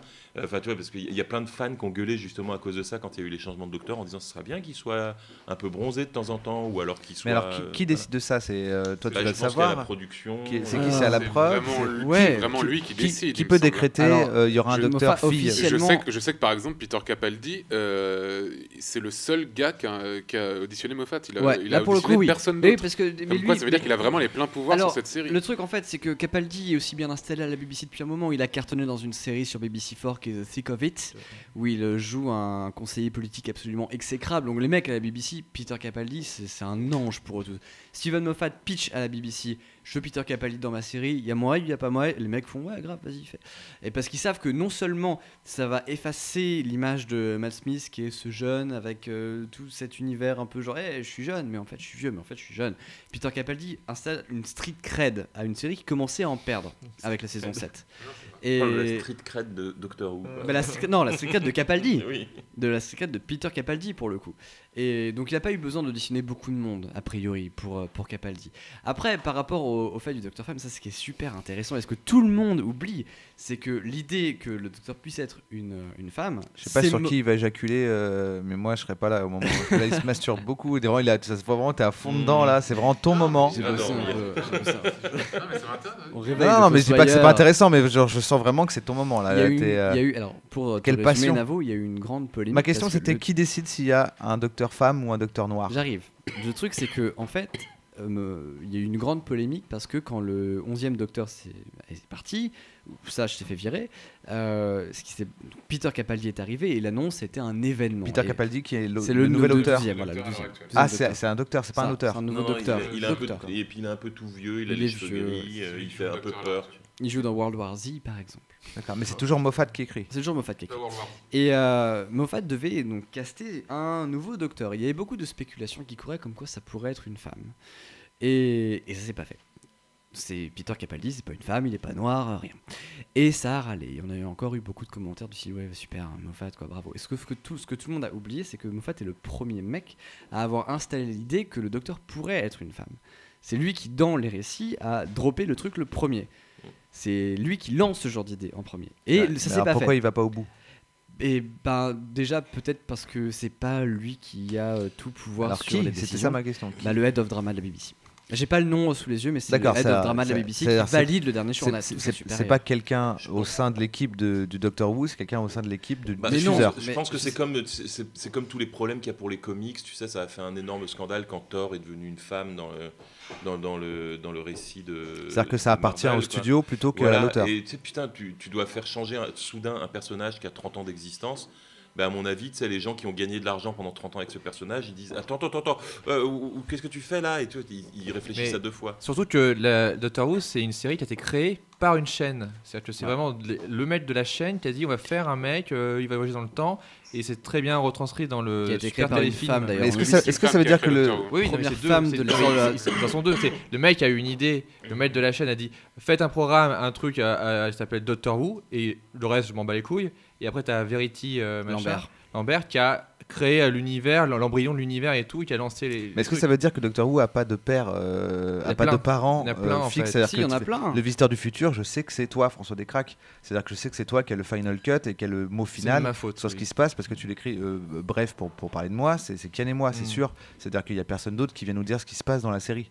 Là, historiquement, c'est vraiment un gars qui a dit, d'après le téléfilm, après peut-être que là il y a des nuances, mais qui a dit on va créer une série qui s'appelle Doctor Who, et il dit et voilà, c'est tout ce que je sais, et il faut que ça se passe dans l'espace. Et après tu as une productrice, donc qui à la base n'est même pas auteur, qui a repris le truc, et après qui a engagé des scénaristes qui ont dit ok, Et même ces gens-là sont partis au bout d'1 an, 2 ans, tu vois. Donc au final, ils ont même pas vraiment continué le truc. Après, ça s'est relayé à d'autres gens et tout. Donc c'est un peu. C'est un gars qui est très particulier. C'est un peu comme les Gypsy Kings en fait. C'est-à-dire que Moffat est arrivé plus tard. Mais oui, Moffat est le dernier. Et il a 4 ans seulement. Moffat, ouais, il existe. Il n'y a pas de père historique. Il n'y a pas un Matt Groening de Doctor Who, quoi. C'est la chaîne. Non. Ça appartient à une chaîne. D'accord. Ça appartient à la BBC. Comme Spirou. Donc il y a quand même à côté être fan de Doctor Who, c'est comme il y a un truc que moi je comprends jamais vraiment bien, mais en même temps je comprends, mais pour moi il y a une espèce de contradiction. C'est comme quand tu es fan du PSG et que tu dis à quelqu'un ok, mais si tous les mecs de l'OM sont rachetés par le PSG et tous les mecs du PSG sont rachetés par l'OM, t'aimes la et le gars dit non, je suis toujours fan du PSG. Mais tu détestes les mecs en face. C'est comme être fan de Disney. C'est pas le même réalisateur, c'est pas le même scénariste, etc. Mais tu peux être fan de la façon dont ils font les choses. Oui, sauf que tu vas pas forcément dire je suis fan de Disney. Tu vas dire je suis fan de tel film ou tel film. Oui, je connais plein de gens qui disent je suis fan de Disney. Ok, c'est comme dire je suis fan de Pixar, même si au fond de toi, Planes ou Cars 2, voilà quoi. Ouais, j'ai pas vu Cars 2, mais. On sait que ça va toujours respecter quand même certains trucs que ça a respecté jusqu'à présent et qu'on apprécie. On sait que ça va toujours respecter des trucs qu'on ça a respecté jusqu'à présent, qu'on apprécie, ou en tout cas qu'on espère que on va encore apprécier dans l'épisode d'après. Le fait que il y a des trucs qui soient cool et que peut-être que c'est pas toujours très cohérent et que il y a de l'action et puis qu'on a des persos qu'on aime bien, qu'on revoit, et puis de temps en temps même Rose qui fait sa 4e réapparition alors qu'elle n'est plus censée revenir, et donc ça me paraît pas absurde de pouvoir être fan de Doctor Who. Parce que ce qu'on est fan, je dis pas que c'est absurde, je dis que j'ai peu d'exemples en tête. C'est très très con. Non, mais parce que non, mais j'ai peu d'exemples en tête. Spirou, c'est ça. Tu vas dire Lost. C'est un bon exemple parce que c'est vraiment pareil, ça appartient. Non, mais Spirou, tu le vois vraiment le moment où ça change en fait. Je suis d'accord que c'est un bon exemple. Tu vois tous les moments où ça change de choses. Non, mais là ça change, ça veut dire que ça change visuellement, ça change. Non mais dans le je me rends pas compte, j'ai pas vu Doctor Who. En fait, quand tu es fan de Doctor Who, je pense que ce que tu aimes, c'est la promesse. Comme pour Spirou, où tu peux dire, moi j'aimais bien la période Franquin et j'aime pas Tom et Jerry. Oui, mais tout le monde le fait, ça, tout le temps. Mais donc toi, Thomas, t'es pas fan de Doctor Who. T'es fan d'une époque de Doctor Who. Non, alors c'est ça le truc, c'est qu'en fait personne regarde les vues en noir et blanc. Personne regarde les vues en noir et blanc, mais quand tu aimes, alors à part elle. Le truc c'est que quand tu regardes Doctor Who à Cardiff, ce que les gens te disent, c'est que quand tu aimes Doctor Who, tu aimes la série du moment. C'est-à-dire que tu vois, c'est comme dans une relation un petit peu. T'as des hauts et des bas. Et des fois c'est pas facile. Comme avec Lost. Voilà. Oui, sauf que là ta meuf elle change complètement. Je suis pas d'accord, c'est pas une relation. S'il te plaît, ça m'arrange. C'est plus la même personne. C'est-à-dire que tu peux adorer Spirou de Franquin. Pourquoi c'est lui qui en parle le plus alors que c'est le seul qui mais justement parce que je me fais la voix de ceux qui comprennent pas. C'est pour ça que je le fais exprès, mais si ça vous fait chier, je laisse parler tranquille entre fans. Pas du tout. Mais non, mais ça existe pour plein de trucs. Enfin, les séries sont toujours écrites par plein de scénaristes. J'ai pas vraiment d'exemple où je me dis, il y a pas de daron, quoi. Il n'y a pas de parents, tu vois, genre si t'aimes Lost, tu sais que derrière il y a au moins Abrams, Lindelof, tu vois, il y a toujours au moins, t'as un nom. Là, c'est-à-dire qu'il n'y a pas de nom. Ouais, mais bon, c'est le créateur du concept. Après, il faut savoir qui travaille dessus. Et comme disait Thomas, après, c'est effectivement des époques. Et c'est l'univers que tu aimes bien. Tu sais que ça va se passer dans tel univers où telle chose est possible et tu es content de retrouver. Et puis après, tu regardes les interprètes le faire. Et effectivement, les personnages changent complètement. Il y a des arcs où... C'est d'ailleurs assez bizarre dans cette série, c'est que tu as des personnages qui disparaissent complètement sans aucune raison valable. Et tu sais que... Donc on se rapproche du comics, quoi. Attends, il y a du cul derrière. Donc il y a de la jambe. Ça va finir en hélicobite. Fabrice Laurent vient de dire ça va finir en hélicobite. On est combien à pouvoir tester l'hélicobite? 225. Vous êtes 225, restez à l'écoute, il se passe des trucs en arrière-plan. On veut une démonstration debout sur la table. Pour me nuire à moi-même, je crois que j'ai compris, c'est un peu comme les comics. Tu peux être fan des X-Men. Tu dis j'adore les X-Men alors qu'il y a 1 million de façons de... Exactement. D'accord. Et après, tu préfères des périodes à d'autres. Et comme pour les comics et les X-Men, autour de toi, tu es entouré de gens qui comprennent pas pourquoi tu aimes ça. D'accord. J'ai entendu 2 choses contradictoires. J'en profite d'avoir des tas d'experts. Peut-être vous pourrez. J'ai entendu dire à la fois. Navo surtout. moi, je suis très pointu. C'est un peu notre expert. Moi, dans la catégorie, le mec qui parle le plus d'un truc qu'il connaît pas. J'ai écouté les autres, donc. Ah voilà, parfait. C'est en fait quand on aime Doctor Who, donc on aime le Doctor Who de maintenant, et en même temps c'est le problème d'une série qui a 30 ans. Or, si on assume le fait que personne n'a vu, ou pratiquement personne n'a vu l'épisode d'il y a 30 ans, je vois pas comment les deux peuvent cohabiter. Je veux dire, le fait que la série ait 30 ans, on s'en fiche si on tient pas compte de ce qui s'est passé il y a 30 ans. En fait, il y a eu vraiment une grande rupture, c'est quand elle est revenue en 2005. 89-2005. Voilà. En fait, si tu veux vraiment comprendre l'essence même de la série, tu regardes quand même. Et c'est vraiment chiant à regarder. Je veux dire, il y a des épisodes qui ont été perdus, donc t'as pas de fil. De toute façon, les épisodes se suivent pas. C'est pas. Tu peux regarder un épisode avec J'ai lu la page 7e Wikipédia docteur. assez pour savoir justement qu'on peut pas savoir. On peut pas savoir quoi. Bah, les épisodes perdus. Ah oui, non. Mais t'as des épisodes qui sont reconstitués. C'est-à-dire, il y en a un, c'est Marco Polo, c'est l'enfer. C'est des images. Ouais, c'est un diaporama avec juste la voix. Et des moments, ça coupe, et c'est vieux, et ça a été retrouvé. Mais la série, a recommencé en 2005. Parce qu'il y a des vieux épisodes, il y a des vieux épisodes qui ont été perdus définitivement, qui ont brûlé, quoi. Ouais. C'est ça. Et qui n'ont jamais été enregistrés. Alors, on les retrouve parfois dans des caves en Norvège, vraiment dans le désert. C'est encore plus débile que ça ce qui s'est passé, parce que c'est la même chose qui s'est passé avec Flying Circus des Monty Python. C'est-à-dire qu'en fait, la BBC avait archivé tout son truc, comme on a à l'INA en France, et en fait, il y a des genres de stagiaires qui sont arrivés au pouvoir de la BBC dans les années 80 et qu'on fait des vieilles cassettes d'archives, bon on s'en fout, personne va les réclamer, et ils ont tout écrasé. Voilà, c'est vraiment aussi con que ça. L'Angleterre avait des colonies, je sais plus exactement où, mais en gros c'est dans un désert, dans des caves d'anciens. Je mange en même temps. Avec l'Arche d'Alliance à côté. C'est le manuscrit de la mer morte. Ouais. Non, mais dans les caves d'anciens locaux de la BBC, ils ont retrouvé des épisodes comme ça, mais là, il y a 2 ans. Ouais, ils en ont trouvé au Brésil il y a genre 6 mois. D'ailleurs, Thomas, si je me souviens bien, c'est un des tabous de la série, c'est que le docteur ne rencontre jamais Jésus.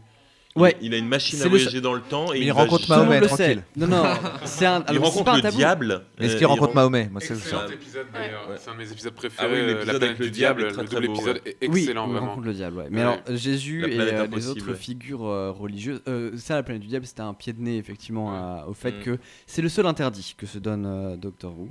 C'est qu'ils n'ont pas le droit de. Je crois qu'on avait parlé, nous, entre-temps, et j'ai fait 2-3 recherches. Ce qui était intéressant, et effectivement, ils ont pas de. Justement, ils avaient fait ça très intelligemment avec la planète du diable, parce qu'ils rencontrent le diable, mais en fait, il explique dans ce double épisode que dans toutes les religions à travers l'espace, ils ont tous un concept de diable. Et du coup, là, ils expliquent que étrangement, tous ces peuples qui ne se connaissent pas ont tous un concept de diable. C'est que ça doit être basé sur quelque chose qui existe réellement. Et à partir de là, justement, ils partent sur cette créature mythique, mythologique carrément, et ils expliquent que ça pourrait être la base de tous ces concepts de diable à travers l'espace, quoi. Et c'est vachement bien. Y compris les dieux anciens, genre ils rencontrent pas de pharaon. Je crois qu'il rencontre des dieux anciens. Il y a un moment, il est avec Cléopâtre, qui devient même une copine à lui. Il l'appelle Cléo. Non, il y a Cléo aussi. Oui, dans la vieille série, dans l'ancienne série. Mais là-bas, c'est parce que l'ancienne série, il voyageait surtout pour remonter le temps et rencontrer des personnages historiques. C'était éducatif, ça. Oui, c'était éducatif. Et ce qui remonte à Hitler en moins ça une fois. a duré 3 il y a un épisode qui s'appelle Let's Kill et qui est tellement décevant. Très mauvais épisode.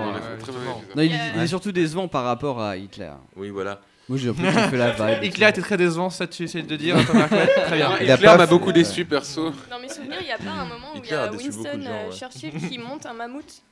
Dans mes souvenirs, c'est pas un mammouth, c'est pas un mammouth, mais c'est une créature. Ouais. Il va voir les dinosaures ou pas? Non, si, c'est à la fin de la saison 6. Plusieurs fois. Dans les vieux épisodes, il y avait un épisode avec des dinosaures. Dans Londres, pendant ce temps-là, François Terrell.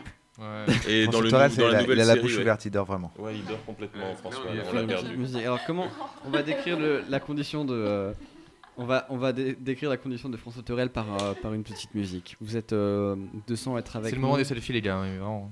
Oui, c'est. Ah, très bien. Voilà. Un mec qui a des réflexes. Ah non, mais oui, bien sûr.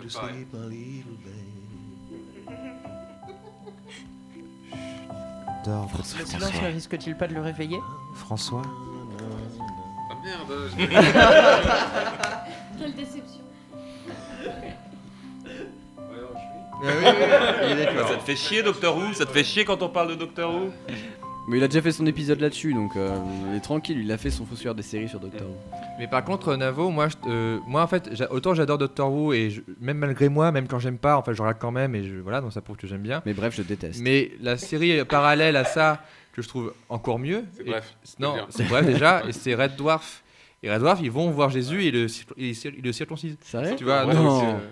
Donc moi, je te le conseille aussi, Red Dwarf, qui est plus court. C'est même en durée et tout. Et pitch de moi, c'est quoi? C'est un Parce que mec là, j'ai entendu nain c'est un rouge, mec dans ça me donne l'espace, pas dans un envie. vaisseau C'est nain spatial, rouge, ouais. qui il est un vaisseau minier, il se fait punir parce qu'il il ramène un chat, donc on lui dit ouais tu vas passer un mois en caisson cryogénique à peu près. Sauf que le vaisseau entre temps il a un problème et il se réveille 1 million d'années dans le futur, mais dans le vaisseau. Et donc à 1 million d'années-lumière de la Terre, et il est tout seul avec l'ordinateur de bord, et en fait il doit revenir trouver la Terre. Et, et en gros c'est une sorte de sitcom dans un vaisseau spatial au milieu de nulle part. Et il rencontre des créatures, il rencontre des extraterrestres et tout. Et c'est à la fois beaucoup plus intelligent, je trouve, que des fois Doctor Who au niveau de la SF, et en même temps beaucoup plus jazz, puisque c'est un sitcom, donc il y a des rires et tout, etc. Donc moi je te conseille vraiment Red Dwarf, qui est ma série préférée. C'est un IT Crow dans l'espace. Il y a un peu ça, ouais. Je l'ai toujours pas vu celui-là. Mais avec le côté paradoxe temporel, alien chelou et tout, etc. Mais voilà. Mais plus. Alien en caoutchouc. Voilà, déjà ça a démarré en 87. Et ça continue encore maintenant et tout. Donc il y a un côté un peu pareil, tu les vois vieillir, les mecs. Donc dès que j'aurais pas et c'est la même, c'est les mêmes gens. De pas regarder Doctor Who, je regarderai franchement, pas. Franchement, d'abord Red Dwarf, c'est plus court, plus kiffant. Ouais. Mais moi, honnêtement, Doctor Who, c'est une série que j'aime bien détester aussi. C'est-à-dire que j'aime beaucoup, mais il y a vraiment des épisodes que je trouve épouvantablement kitsch et j'ai envie de gifler les réalisateurs, quoi. Enfin, il y a des scènes où c'est vraiment too much et tu te dis non mais c'est horrible et il continue pendant 10 minutes. Je sais pas si vous vous souvenez de cet épisode là où la Terre est enlevée et mise avec d'autres planètes. C'est un double épisode. Il était excellent cet épisode. Mais putain, la fin là où ils sont tous ensemble avec une musique un peu militaire et ils sont en train de guider la Terre pour la remettre à sa place et ils regardent la caméra justement, et ils font des ça sourires. c'est juste péter un câble quoi. C'est complètement con et c'est génial. On est d'accord. Le dernier épisode de la saison 4, celui-là, comment il s'appelle celui-là? Stolen Earth et Journey's End. Absolument. Et moi j'avais beaucoup aimé ça justement. Ah, moi la fin était justement c'est la réunion de tous ces personnages, la réunion de tous ces personnages. Et en plus après ça enchaîne sur les 5 derniers épisodes dont The End of Time qui est incroyable. Donc voilà. Et surtout il y a des spin-offs et moi autant j'aime beaucoup Doctor Who, autant pour moi Torchwood est nettement supérieur. Children of Earth. Et voilà et donc en fait Torchwood c'est pardon juste je voudrais juste qu'on prenne une seconde parce que c'est pour Fabrice ça. Florent nous quitte. Au revoir papa. Yeah, c'est Marie-Charlotte qui va fermer. Un gros big up pour ça, je vais dire pour les merci Fabrice Florent. Pardon, qu'est-ce qu'il y a? Demain. On fait ça bientôt, chiche. Eh, tu sais quoi? Je suis grave chaud. À la semaine prochaine. La prochaine fois qu'on fait ça, je fais comme François Terrel, un quiz de 50 questions mais sur internet. Déjà en fait, tu sais quoi? Je pense que ça va être mieux préparé la prochaine fois. Et moi je préparerai un truc. Grave. Ah, c'est chouette, ça changera. Moi je lirai un livre. Moi s'il te plaît, moi j'ai fait un appel à un mec de ouf qui a trouvé. Il est là encore. Et il est encore là. C'est que le gars il est là depuis toute la nuit. Et il y a aussi Patrick Beau qui est là si vous voulez des trucs insolites. C'est Johan le ouf. Ah, c'est toi le ouf. C'est lui, il est là, Johan le ouf. Ah mais grave. J'étais là, j'avais entendu. Quelle est ta série préférée, Patrick? Si on parle d'une autre série, je veux bien venir. Vas-y, bah viens. Si on parle de Black Mirror. Black Mirror. Allez, viens. Black Mirror, on va parler de Black Mirror. Alors attends, moi j'avais juste une question, c'est en fait Torchwood, c'est un spin-off de Doctor Who et c'est pour ça qu'avec les lettres de Torchwood t'écris C'est un Doctor Who. anagramme, oui. C'est un anagramme. D'accord. Moi je crois que c'était un hasard et que les séries avaient rien à voir. c'est par les mêmes mecs. C'est écrit par Russell T Davies qui a écrit les 4 premières saisons du reboot depuis 2005. Sauf que c'est plus pour adultes, c'est vraiment plus pour adultes. C'est beaucoup plus noir, ouais, c'est beaucoup. Et le spin-off part de 2009 non, c'est en parallèle en fait. En fait, après la saison 2, je crois. C'est un peu comme Angel et Buffy. Ouais, non, mais c'est à son époque qu'il a créé son spin-off et maintenant il est plus sur la série originelle, mais il est sur le spin-off. Ils ont fait même. Torchwood est fini. Ouais, ils ont fait 2 spin-offs en fait. Ils ont fait un spin-off pour enfants, c'était les aventures de Sarah Jane Smith, et un spin-off adulte qui était Torchwood. Alors, avant toute chose, Patrick, si on parle de Black Mirror, sache que je n'ai toujours pas vu le dernier épisode. Ah non, mais moi, attends, moi si on commence à parler d'une série que j'ai vue, je m'en vais. T'as vu aussi le dernier épisode du coup? Non, j'ai pas vu le dernier. Voilà, donc no spoil. On peut se mettre d'accord sur une série sur laquelle on a tous envie de parler, je sais pas de quoi on pourrait Friends. Parler. Plus belle la vie? Non, mais non. Ah, Black Mirror, j'étais pour. Black Mirror, ouais, carrément. Black Mirror, c'est. Moi, je connais personne qui a dit qu'il n'a pas aimé Black Mirror. C'est qui a vu Utopia ici? Moi, j'ai pas trop aimé. J'ai vu la première saison, c'est très bien. Ouais, et tu sais que c'est annulé? De quoi? Ah bon? Ouais. Il n'y a pas de fin? Bah, il y a 2 saisons et. Mais est-ce que la deuxième saison est conclusive? Non. Non. On est sur Black Mirror. Parlons des séries qui ne finissent sur le forum jamais. qui veut qu'on parle de Laurie. Trop tard, on est Channel passé sur 4 Black Mirror. annulé, Désolé. et ça a été racheté. Mais c'est une par super idée quand même. Pour la Ça, version putain. américaine. Ça peut peut-être reprendre. Regarde Community, ça a repris. Ouais, mais là, c'était vraiment un cas très à part. J'ai peu d'espoir, on va dire, mais. Bah, c'était pas un gros succès Utopia. Donc comme Ils ont fait c'est deux parce que Mais c'était un il y a gros quand succès. même beaucoup de fans qui Oui. hardcore, Bah, ça quoi. mériterait d'être Moi c'est connu, pareil, alors. j'attends toujours le retour de Firefly, mais je crois que ça viendra. Moi dès moi, qu'il y a la j'attends suite le de Père Profit, Noël. je suis là. Bon, ouais. Black Mirror. Firefly dans lequel joue Patrick Beau, on est d'accord. Bah ouais. C'est quand même le sosie de Nathan Fillion. C'est vrai que t'as un petit Nathan Fillion. Qui a vu Dr. Horrible Single and Blanc? Oui, bien évidemment. Tout le monde, je pense. Tout le monde, ouais. Très bien. Ah non, tu devrais voir ça. Ah ouais, voilà. Non, vraiment, c'est une web série. Et la série est en entier sur YouTube sous-titrée en français, donc t'as aucune raison de ne pas regarder ça. Voilà. Sauf si t'as pas vu l'ensemble des What the Cut. Tu peux décrire un petit peu Commence ce que par les c'est What the Cut. Oui, voilà. Et voilà. C'est une mini web série qui a été faite pendant la grève des scénaristes par notre ami Josh Whedon et son frère, et qui est une mini série. C'est deux frères. Deux frères. Ah, il a deux frères, d'accord. Ce sont ceux qui jouent les Bad Horse, c'est les cowboys. Ils sont deux dedans, d'accord. Donc par les frères Whedon, qui est une série comédie musicale de super-héros. Avec Neil Patrick Harris. Ah, il nous a trouvé la musique. Ah, c'est laquelle ? C'est le moment où il est un peu en colère. Il est vénère. Ah oui. Mais ça a l'air mieux que ce que vous entendez. It's a brand new day and the sun is high. All the birds are singing. Une série avec c'est 3 épisodes seulement de 15 minutes, donc en tout ça dure 45 minutes. C'est avec Neil Patrick Harris, Nathan Fillion. Donc le Barney Stinson de Why I Met Your Mother, Nathan Fillion et l'ami de tous les geeks. Putain, comment ça s'appelle déjà ? Comment ça s'appelle ? Felicia Day. Felicia Day. Que Boulet a rencontré. J'ai une photo de moi avec Felicia Day. Davy, apparemment. Alors, Davy Mourier et Felicia Day sur scène nous ont fait un numéro de duettiste. C'était magnifique. Mais est-ce que tu as vu la vidéo de Davy où à propos de Dr. Horrible ? Ah, le bâtard. Tu l'as vu ou pas ? Non, oui, il me l'a raconté. Il chante le lip sync de Dr. Horrible et Felicia Day apparaît à l'image. Et elle fait ah oui, et elle dit yes. what ? Et lui fait. Et elle dit le what de la chanson. Et mais ensemble, ils étaient très. T'étais là, toi d'ailleurs, à cette soirée-là. Ouais, bien sûr. Et je sais pas, il y a un truc qui s'est passé entre les deux. Ils arrêtaient pas de s'envoyer des vannes et c'était hyper drôle. Donc moi, j'étais hyper fan du duo. J'espère qu'il va se recréer. C'était moche comme soirée. C'était très moche. On était tous en compétition. Tout le monde des amitiés brisées. Mais quelle était cette soirée ? La soirée Felicia Day. C'était la soirée. Ah normal, la meuf avait une soirée Felicia Day pour elle. Et d'ailleurs, c'était mon au dernier bar. Ah oui, exact. Oui, oui, vous te croisez par hasard. On peut le dire. C'est pour ça qu'elle est venue d'ailleurs. Ouais, voilà. Dans le gâteau et tout. Et donc on était au. C'était au dernier bar. Au sous-sol du dernier bar. Et au deuxième sous-sol, il y avait Felicia Day. La contre-soirée quoi. Exactement. Et t'as préféré aller avec. Moi j'ai préféré traîner avec Patrick Beau. Voilà. Moi aussi j'aurais choisi Patrick Beau. Je n'oublierai jamais. Merci. Je pense qu'on aurait tout. Moi j'ai fait les deux. François, je rigole. Mais je suis passé, j'ai dit bonjour. C'est que je t'aime beaucoup. Ah mais moi aussi. Alors oui, du coup on est totalement parti de Black Mirror. Black Mirror. Alors mais vas-y, est-ce que tout le monde a vu la série autour de la table ? Moi oui, mais autour de l'écran, je suis pas sûr. De quoi ? Autour de l'écran YouTube, je suis pas sûr. Si tu veux. Qu'est-ce que Black Mirror ? T'es très fédérateur dans. Mais moi je pense aux gens dire c'est un métier. C'est une série britannique de la chaîne Channel 4. C'est une série d'anticipation un peu le mot exact c'est dystopique. Ouais. Ça se passe dans des dystopies. Des technologies, ouais, dystopique ou d'anticipation. Oui, voilà. En gros, dystopique, c'est des mondes où t'as pas envie d'être. La dystopie, c'est une anti-utopie, quoi. C'est un futur sombre. Exactement. Ouais, mais je trouve que c'est plus. Pardon, je t'ai coupé, mais je trouve que c'est plus subtil que juste dystopique. C'est-à-dire que c'est plus une espèce d'utopie. Enfin, d'anticipation où tu pourrais dire ça doit être trop cool et en fait non, mais peut-être que oui, parce que il y a certains épisodes où il y a des gens qui peuvent dire moi je trouve ça cool malgré tout. Déjà chaque épisode n'a rien à voir avec les autres, chaque fois c'est des stand-alone à chaque fois. Quoique, parce que le dernier épisode on l'a pas vu. Spoiler. On l'a pas vu mec. On l'a pas vu, tu vas vraiment te faire beaucoup d'ennemis d'un coup.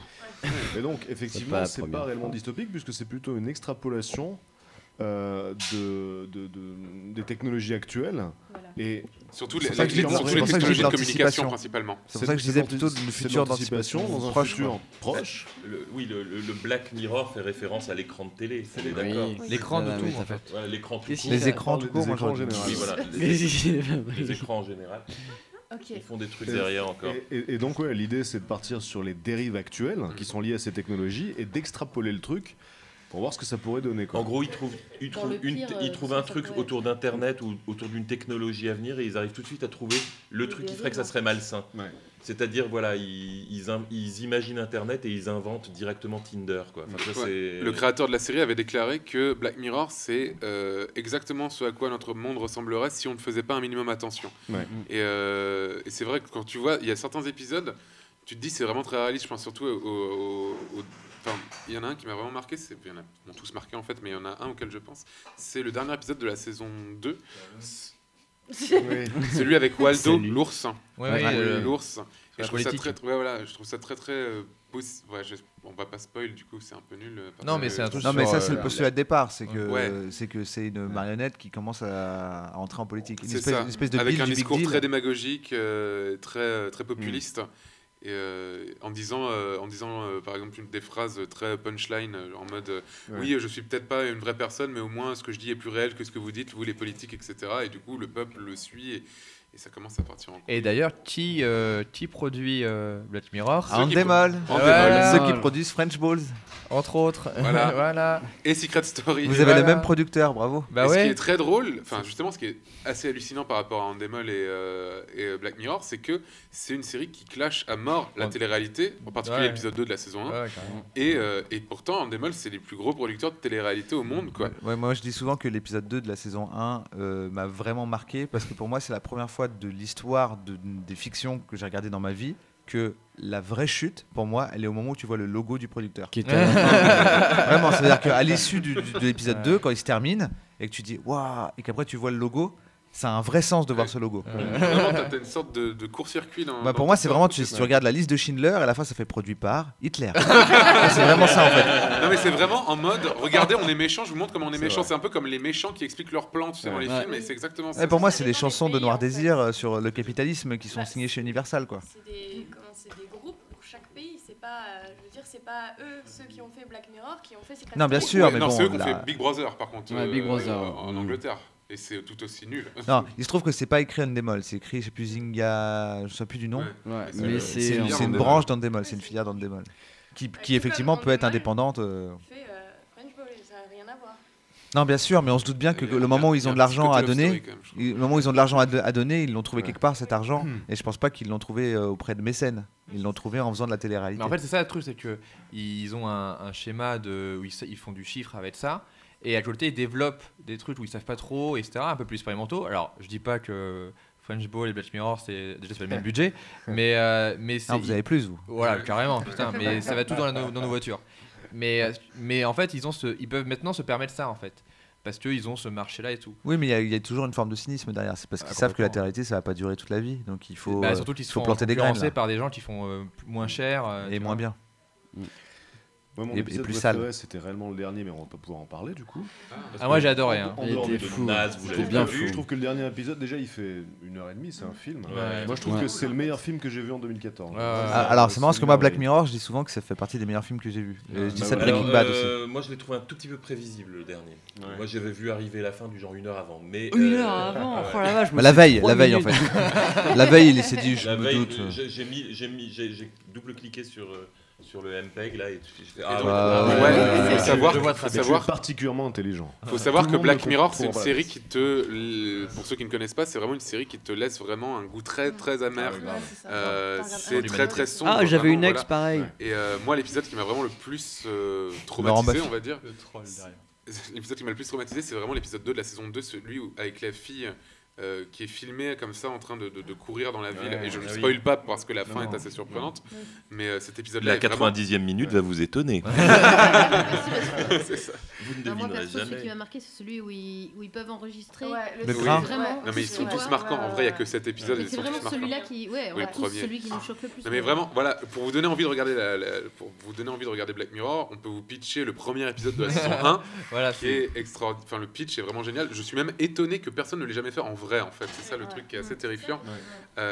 Donc, alors, si je résume bien, si j'explique bien, donc ça se passe au Royaume-Uni. Une des princesses du royaume se fait enlever par on ne sait qui.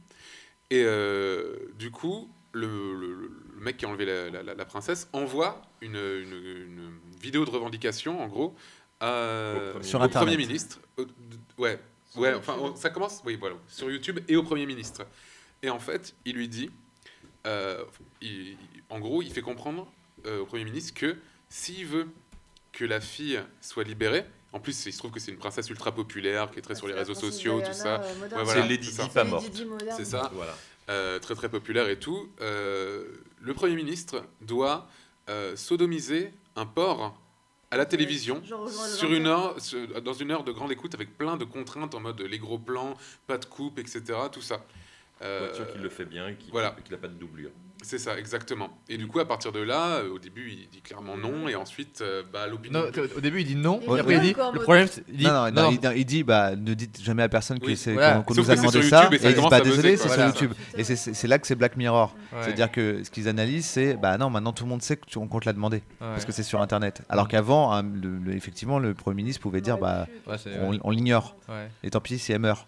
Là, tout le monde est au courant qu'il a dit, si je le fais, il y a tellement de trucs que je trouve incroyables dans cet épisode. C'est la scène, j'ai pas envie de spoiler, mais le fait de... T'as commencé ta phrase par la scène finale, donc je pense que si t'as pas envie de spoiler, faut pas la finir. Clair, mais j'aimerais bien tourner la réflexion sur le fait que... Non, je vais pas dire. Tu vas te tenter. Cela dit, juste une précision, moi j'ai rencontré beaucoup de gens qui avaient été très rebutés par ce premier épisode et qui du coup n'ont pas regardé le reste de la série. Oui. Parce que c'est quand même un épisode qui se passe c'est celui qui se passe dans le futur le plus proche. C'est le plus le présent. Ça pourrait se passer demain. C'est peut-être le moins représentatif de l'esprit de la série en fait. C'est peut-être le plus atypique. Il est très très bien. Moi j'ai adoré. Moi je trouve que c'est le moins représentatif. Mais il n'est pas représentatif. Il n'est pas représentatif. Il est représentatif au niveau de l'esprit et de la façon de faire, mais il n'est pas représentatif au niveau de l'espèce de futur anticipé. Et putain, il y a un épisode où il y a une nana qui est dessinatrice et qui a une table Photoshop. Et rien que pour ça, moi, elle a une sorte de table là où elle télécharge. C'est dans le grain, quand tu peux voir les images. Le pitch de cet épisode, donc pour vous donner un peu aussi le ton de Black Mirror, parce que le premier en effet, il est pas voilà. Donc ça, c'est le postulat de départ. C'est pas vraiment un spoil. C'est une fille. Son petit ami part en voiture, il a un accident de voiture, il meurt et elle s'en remet absolument pas.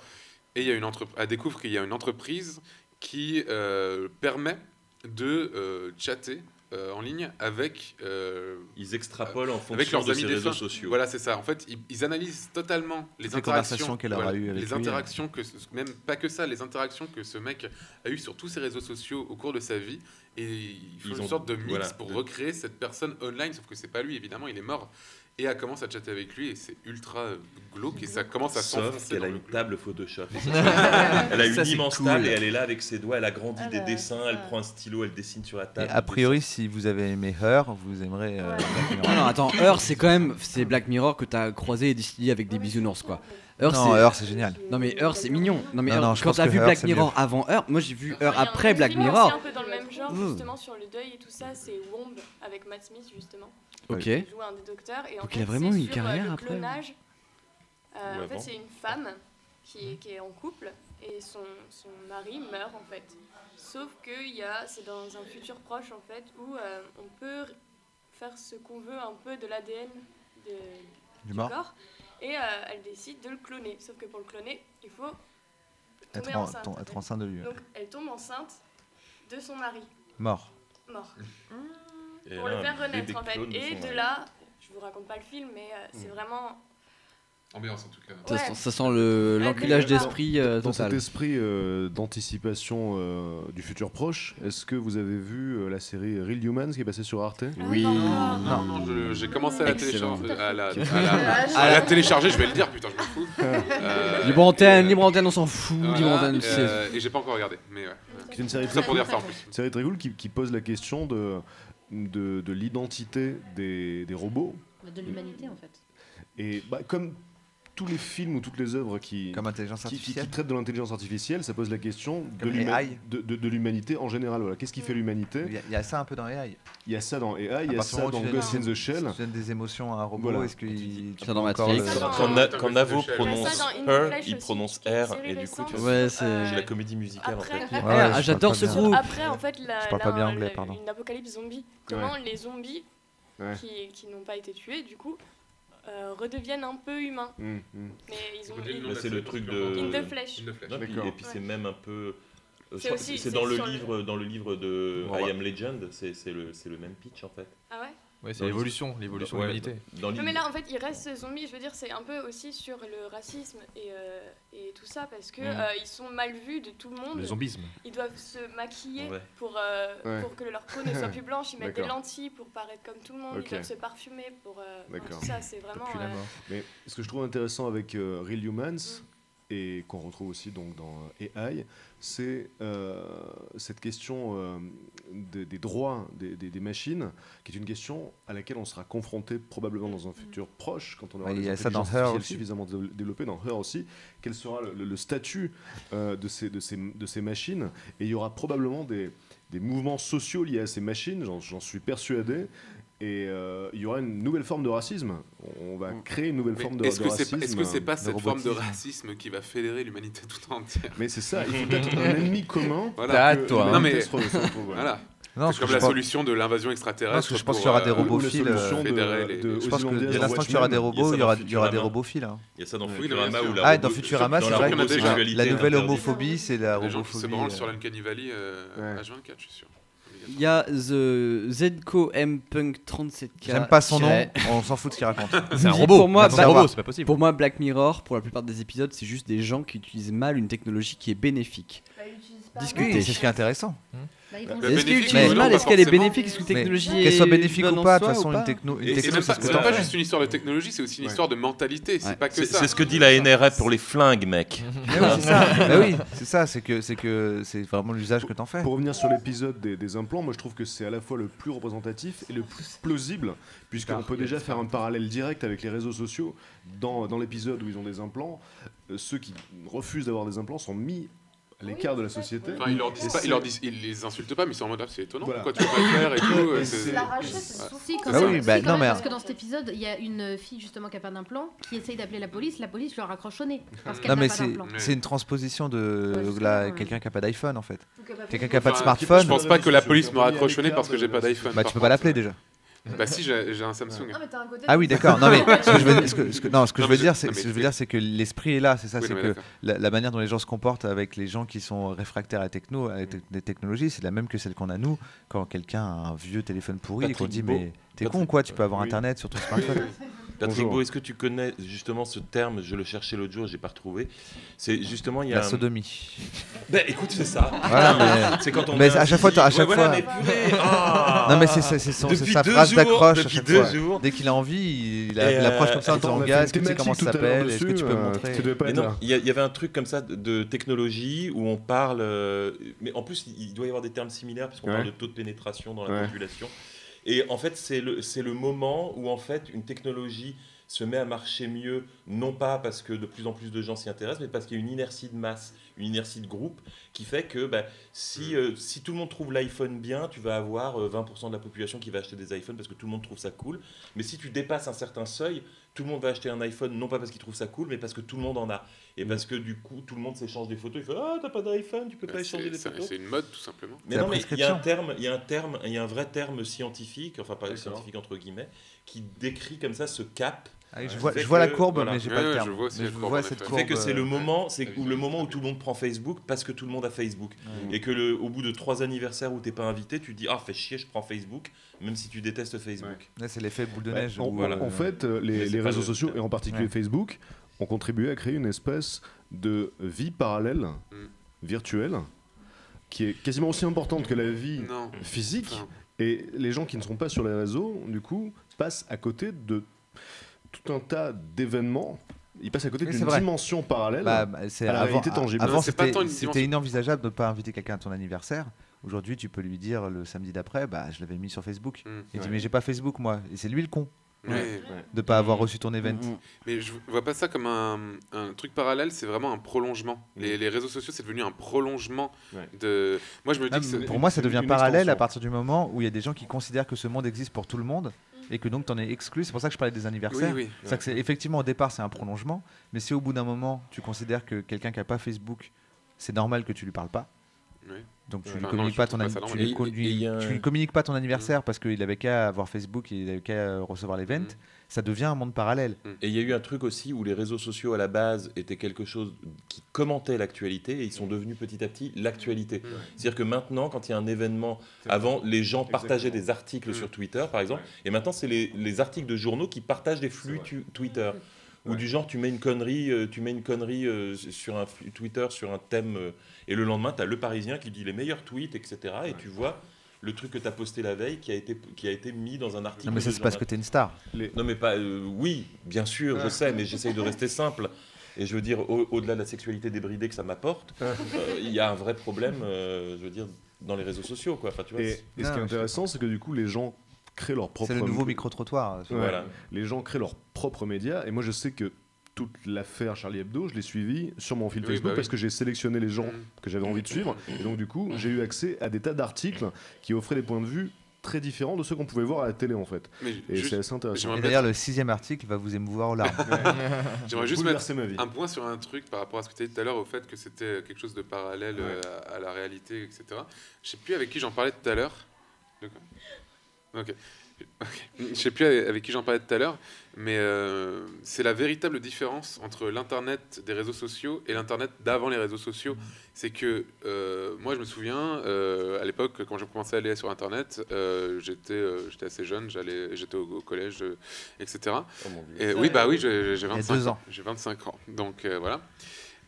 Donc j'étais au collège au moment où je commençais à aller sur internet, et c'était vraiment une sorte d'échappatoire aussi à la réalité qui blabla, ça se passait pas très bien au collège et tout, et du coup je rentrais chez moi le soir et c'était cool, j'allais sur internet, c'était un monde parallèle.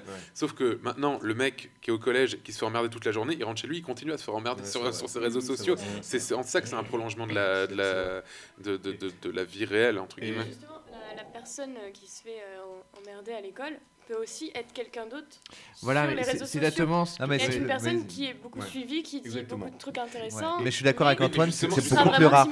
Lui ne se fera pas emmerder parce que maintenant la crédibilité sur internet dans les cours de récréation, c'est vraiment devenu une putain de street cred ultra importante, tu vois. Mais il y a quand même une communauté par exemple sur Twitter qui refuse et qui bloque tous les gens qui connaissent IRL, tu vois. Et moi sur Facebook, je bloque toute ma famille par exemple. Non mais vraiment, je laisse mes frères et sœurs, mais du genre ma tante qui vit dans sa maison là-bas, ta tante raciste, t'as pas envie d'entendre parler par exemple, mais tu vois dans les oncles et tantes, même dans les cousins un peu lointains que t'as pas vu depuis des années, t'as pas envie qu'ils sachent quand tu vas boire des coups, qu'est-ce qui t'arrive et tout. Donc Facebook, en fait, c'est pour ça qu'il y a une blague que je trouve dans l'épisode de Black Mirror où le mec il est reconstitué à partir de ses tweets et ses statuts Facebook. En fait, il est reconstitué, mais il devient un mec un peu normal, un peu transparent. Mais en fait, si t'es reconstitué à partir de tes tweets ou tes trucs Facebook, tu serais un mec insupportable. Tu serais un mec qui raconterait des blagues, que des vannes tout le temps. C'est une version amplifiée de toi-même. Et une version superficielle. Où en gros, tu regardes que toi, que ta gueule et tout. Ça dépend vraiment des gens parce que Facebook en réalité ça n'existe pas quoi. Ça dépend des gens qui l'utilisent. Il y a des gens qui s'en servent comme d'une sorte de journal intime et qui ne parlent que de leur nombril. Il y a des gens qui s'en servent comme d'un blog, qui partagent des articles qui les intéressent. Et donc ça dépend vraiment de la pratique pendant les gens quoi. Et tu mets en scène ton quotidien qui en fait n'a rien à voir. À peu près sûr c'est que ce sera jamais vraiment toi. Exactement, mais c'est pour ça que les jeunes, par exemple, tu vois des profils de jeunes, t'as l'impression que c'est tous des mecs branchés parce que toutes les photos qu'on voit d'eux, c'est des photos de soirée, mais tu les vois pas à leur taf nulos et tout, etc. Tu les vois pas dans la vraie vie en fait. Surtout, tu vois pas leur caractère et leur façon d'être, de se mouvoir. Ça dépend, c'est parce qu'ils le montrent pas, mais il y en a qui le montrent. Non, mais tout ça, c'est tout simplement l'image que tu as envie que les autres ont. Exactement, donc c'est une image que tu contrôles et qui peut être complètement faussée. C'est-à-dire que tu peux avoir l'impression que t'es un mec super sportif parce que chaque fois que tu te prends en photo, c'est au moment où tu sors de la gym, alors qu'en fait, t'es un mec normal et en fait tu te contrôles et donc tu te mets en scène en fait. Et il faudrait faire des gens qui ont des réflexes hyper bizarres. Moi par exemple il y a un truc que je supporte pas sur Facebook, c'est les gens qui parlent à des gens qui ne les lisent pas. Par exemple, la personne qui s'adresse au voleur qui a volé son portable. Qui commence son statut par « Toi qui as volé mon portable, merci, sale connard ». Et tu t'imagines si tu transposes ça dans un être humain reconstitué, le personnage qui se met à déclamer devant un mur « Toi là-bas que je ne connais pas ». En même temps, Brassens le faisait, il était pas très bien. Brassens, il l'a fait une seule fois en chantant devant des milliers de gens dans lesquels potentiellement il y avait son voleur parce qu'il passait dans les radios, les télés du monde. Mais t'imagines là sur internet il y a des milliards de gens. Oui mais ils vont pas lire ta page Facebook de merde quoi. T'en sais absolument rien. De la même façon que Brassens pouvait pas être sûr que son cambrioleur l'entendrait. Mais non mais si t'as quelqu'un dans tes amis Facebook, c'est pas le mec qui a volé ton portable. Moi je pensais que t'allais me dire la différence c'est que Brassens c'est bien. Moi je pensais que je t'envoyais sur cette piste là moi en fait. C'est gentil. Brassens c'est bien. Alors que le statut de merde du gars il n'a aucun sens. Dans Black Mirror donc l'humanité est amplifiée par des gadgets. Ouais, je sais pas, là il y a Thomas Hercouet qui a décidé de nous rajouter de la sensualité. T'as rajouté des basses, c'est ça? On a tout à coup. Mais moi j'ai pas de retour donc je m'en aperçois pas. Donc dans Black Mirror l'humanité est amplifiée et voilà et on peut faire un vrai parallèle avec la réalité actuelle dans le sens où on a déjà des extensions numériques. On a des disques durs externes. Qui sont constitués de l'internet finalement, qui est une sorte de mémoire externe. Google nous met à quelques secondes du savoir universel, donc on est déjà une humanité et du savoir d'une façon générale. Donc on est déjà une humanité amplifiée, et il n'y a qu'un pas assez court à franchir pour en arriver à Black Mirror. De quoi Qui est science, savoir universel. Non. Tu sais grosso modo, mais tout, mais en fait, tout est sur Internet. Donc tu peux effectivement avoir une culture fucky science, mais tu peux avoir une culture extrêmement pointue si tu t'en donnes la peine, puisque tout est là. Tu peux aller chercher les cours gratuits. Voilà. Et tout ça, pour moi, c'est déjà une extension du cerveau. C'est une sorte de disque dur externe. Et on a aussi du coup une vie augmentée par le biais de Facebook, puisque ça te permet, pour moi c'est comme si voilà, t'es dans une soirée où il y a tous tes potes, il se passe des trucs, il y a des vannes qui sont balancées, et puis le lendemain tu discutes avec quelqu'un qui n'était pas à la soirée, tu dis oh putain mais c'est vrai que t'étais pas là donc tu peux pas capter le truc. Et ben pour moi Facebook c'est une soirée avec tous les gens que tu connais, et ceux qui n'y sont pas du coup passent à côté d'une espèce de dimension supplémentaire de réalité. Et pour moi on est déjà en partie dans Black Mirror. Il suffit juste de nous implanter les trucs dans la tête et on est bon. Il suffit juste de nous implanter les trucs dans la tête. Charlie Hebdo, c'était très. Mais on n'est pas loin de ça. Charlie Hebdo, c'était très Black Mirror. C'est vraiment. Mais justement, je crois que j'en avais parlé avec un pote. On a essayé de s'imaginer un peu ce qu'aurait donné le 11 septembre à l'heure de Twitter, en fait. Et ça aurait été vraiment très très bizarre. Il y a tellement de choses à dire. Ça aurait été fou. Les mecs qui tweetent depuis les tours. On parlait des théories du complot. Déjà ça, on aurait eu ça. On aurait eu des tweets en direct des tours. Et les théories du complot auraient germé instantanément. On n'aurait pas attendu des semaines ou des mois. Mais le côté, les journalistes aussi qui viennent foutre la merde. Incroyable. Qui gênent la police. Ça, mais Black Mirror à mort. Complètement Black Mirror. À fond. Les terroristes qui sont en direct et qui regardent ce qui se passe grâce aux journalistes. Il y a une espèce de mise en incroyable. C'est pas complètement nouveau. Il y a eu beaucoup de scandales dans ce genre-là. C'est plus un truc de télé qu'un truc de réseaux sociaux, non? Ouais, mais c'était amplifié par Twitter. Là, j'ai l'impression que ça n'a jamais atteint ces proportions-là, quoi. C'est-à-dire qu'on avait des journalistes qui étaient dans les pattes des mecs du GIGN. D'ailleurs, les gens, c'était fou. Et des gars qui étaient là au milieu, qui regardaient le truc, parce que du coup... Et ça, c'est plus le fait qu'il y ait des chaînes d'infos continues et qu'il faut absolument alimenter le flux. Il y a une concurrence directe avec le net. C'est pas un problème d'internet, c'est un problème de chaînes d'infos en continu. Oui, mais c'est aussi une réponse à l'instantanéité et la rapidité de l'internet, effectivement. C'est aussi une réponse à ça, le fait de donner cette information le plus il y a une compétition de flux. En continu existait avant Internet. Années 80, 90. Les années 90 aux États-Unis. États-Unis. Le Monde qui tweet vous êtes 300 000 à nous suivre depuis hier avec des petits smileys. Ça c'était BFM, le patron BFM. Ça. Et pour moi, le moment le plus Black Mirror, c'est quand il y a un journaliste qui a expliqué qu'il y avait une nana qui se cachait dans la chambre froide de l'hypercachère. Là, pour moi, on était dans Black Mirror, quoi. Imagine une seconde que le terroriste écoute le truc. Mais il regardait BFM. C'est pas fou, ça. Avec Koulibaly, ça aurait été tellement grave s'il avait tué la nana grâce à BFM TV, quoi. Genre, ok, ben je vais écouter les infos et je vais faire ce qui est ça. Irréel. Là, on était dans Black Mirror pour moi. Totalement. Voilà. Non, mais dans beaucoup de choses, dans tous ces phénomènes d'hystérie collective qui ont suivi aussi, dans tout le monde il y a des gens qui le lendemain tabassaient des musulmans en criant je suis Charlie. Tu étais tout à coup dans un monde parallèle. Tout le monde s'est approprié le truc à sa façon collective. Tu avais toutes les ordures du monde qui défilaient en tête de la manifestation. Il n'aurait pas été crédible en fiction. T'as fait ton truc ou pas alors? Personne ne m'a répondu. De quoi? Si ça avait changé quelque chose ou pas? Ouais. À part une ou deux personnes sur Twitter qui m'ont au tout début, jadis, il y a 9 jours là, quand on a commencé ce formidable marathon, j'expliquais que pour moi, les événements avec Charlie Hebdo, ça me dérangeait vraiment parce que de ce que j'avais constaté, les mecs de droite continuent d'être de droite et de dire c'est pour ça, les mecs de gauche, les crapules défilent comme tu dis Boulet, et c'est pas pour autant qu'ils sont rentrés dans leur pays en disant putain ça m'a fait réfléchir, maintenant on arrête de tuer des journalistes, et en gros chacun est persuadé d'avoir raison de la même façon qu'avant, mais tous ensemble dans la rue, et après chacun rentre chez soi. Et donc j'avais posé la question, est-ce que ça a changé quelque chose pour quelqu'un? Et c'est oui, dites-le moi, et j'ai eu aucune réponse. Wait and see, pour l'instant c'est un peu trop tôt. Non mais au moins quelqu'un qui me dit avant j'étais pas raciste et maintenant je le suis, même négatif, ou quelqu'un qui dit avant j'étais contre les caricatures et maintenant je suis pour. Mais pour moi, autour de moi, personne n'a changé d'un iota. Non, mais est-ce que c'est pas la base des relations humaines? C'est-à-dire que quand tu es dans une discussion où chacun parle, tout le monde dépose ses arguments. Nicolas Bernot est un ange. Et récupère ce qui est en face. Et qu'au final, c'est une évolution qui va être très lente. Un avis, moi, j'ai pas l'impression dans ma vie d'avoir eu des avis, à moins vraiment qu'on m'ait mis le nez dans mon caca en me montrant. Non, justement, là c'était un nez dans le caca. Non, mais je pense des mecs qui crèvent. Je pense que c'était un événement. Mais alors après, est-ce que ça va complètement changer ta façon de voir le monde? Non. Je pense pas que ça ait changé la façon de voir le monde de qui que ce soit, mais c'est juste que ça a montré. En fait, moi, ça m'a pas changé. Tous les gens que je connais, ça ne les a pas changés. Ils sont restés sur leur position. Mais ça a montré que les gens pouvaient se mobiliser massivement pour un truc. Oui, mais ils peuvent se mobiliser massivement pour avoir raison chacun à leur façon, en même temps, sans que l'autre le fasse chier parce que quelqu'un est mort. Le plus petit dénominateur. Voilà, c'est ça. C'est une espèce de répulsion face à la barbarie. Je me permets juste de caser un truc, juste une seconde avant la question. Il est 8h07. Vous vous réveillez probablement avec l'original. Présentement, c'est un excellent choix, merci. Sachez qu'on vient de passer toute une nuit ensemble. On est encore là pour 1 heure. On a 15 heures de live dans les pattes. Ça commence à s'entendre un petit peu. On est en train de... Combien 16 heures.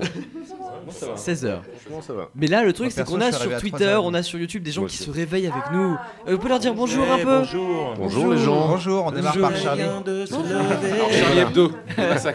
Alors oui, quand tu as posé cette question, je me suis demandé en fait ce que t'attendais comme changement. C'est pour ça parce que moi je m'inclus dedans. Ouais, non mais qu'est-ce que tu imaginais comme bouleversement en fait, comme changement de la part des gens? Justement, j'arrivais pas à en imaginer et je me dis mais alors du coup à quoi bon? Ouais, mais à quoi bon que tout le monde aille dans la rue?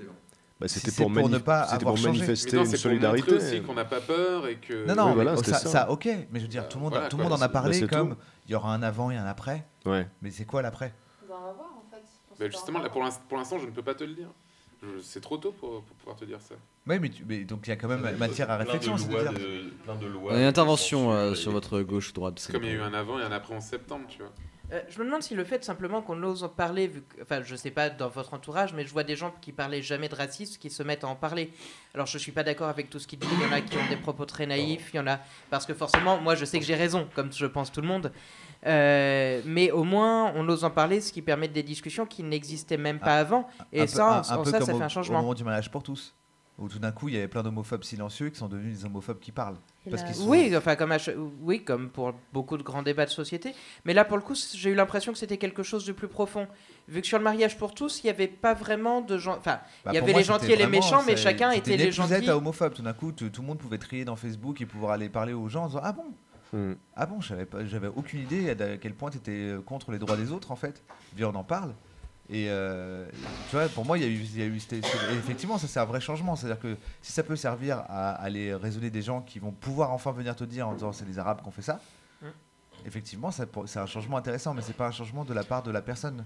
C'est un changement. Pour chaque personne donnée, le fait qu'elle en parle va créer un changement après coup. Je prends mon exemple tout de suite. J'ai jamais parlé de racisme avant. Là, sur mon blog, bon, c'est un petit blog qui est lu par maximum une dizaine de personnes. J'ai parlé de ce sujet sur lequel j'avoue que j'aurais eu peut-être peur de parler avant. Et en ça, je vois un changement. Le fait que, et surtout, à part un changement chez toi. Un changement chez moi, vu que c'est ta question. Ouais. Un changement chez moi. Et même les gens avec qui je suis pas d'accord, autant sur les gens qui défilent pour la manif pour tous, je caricature, je me dis c'est des méchants ou c'est des cons, ou ils ont rien compris.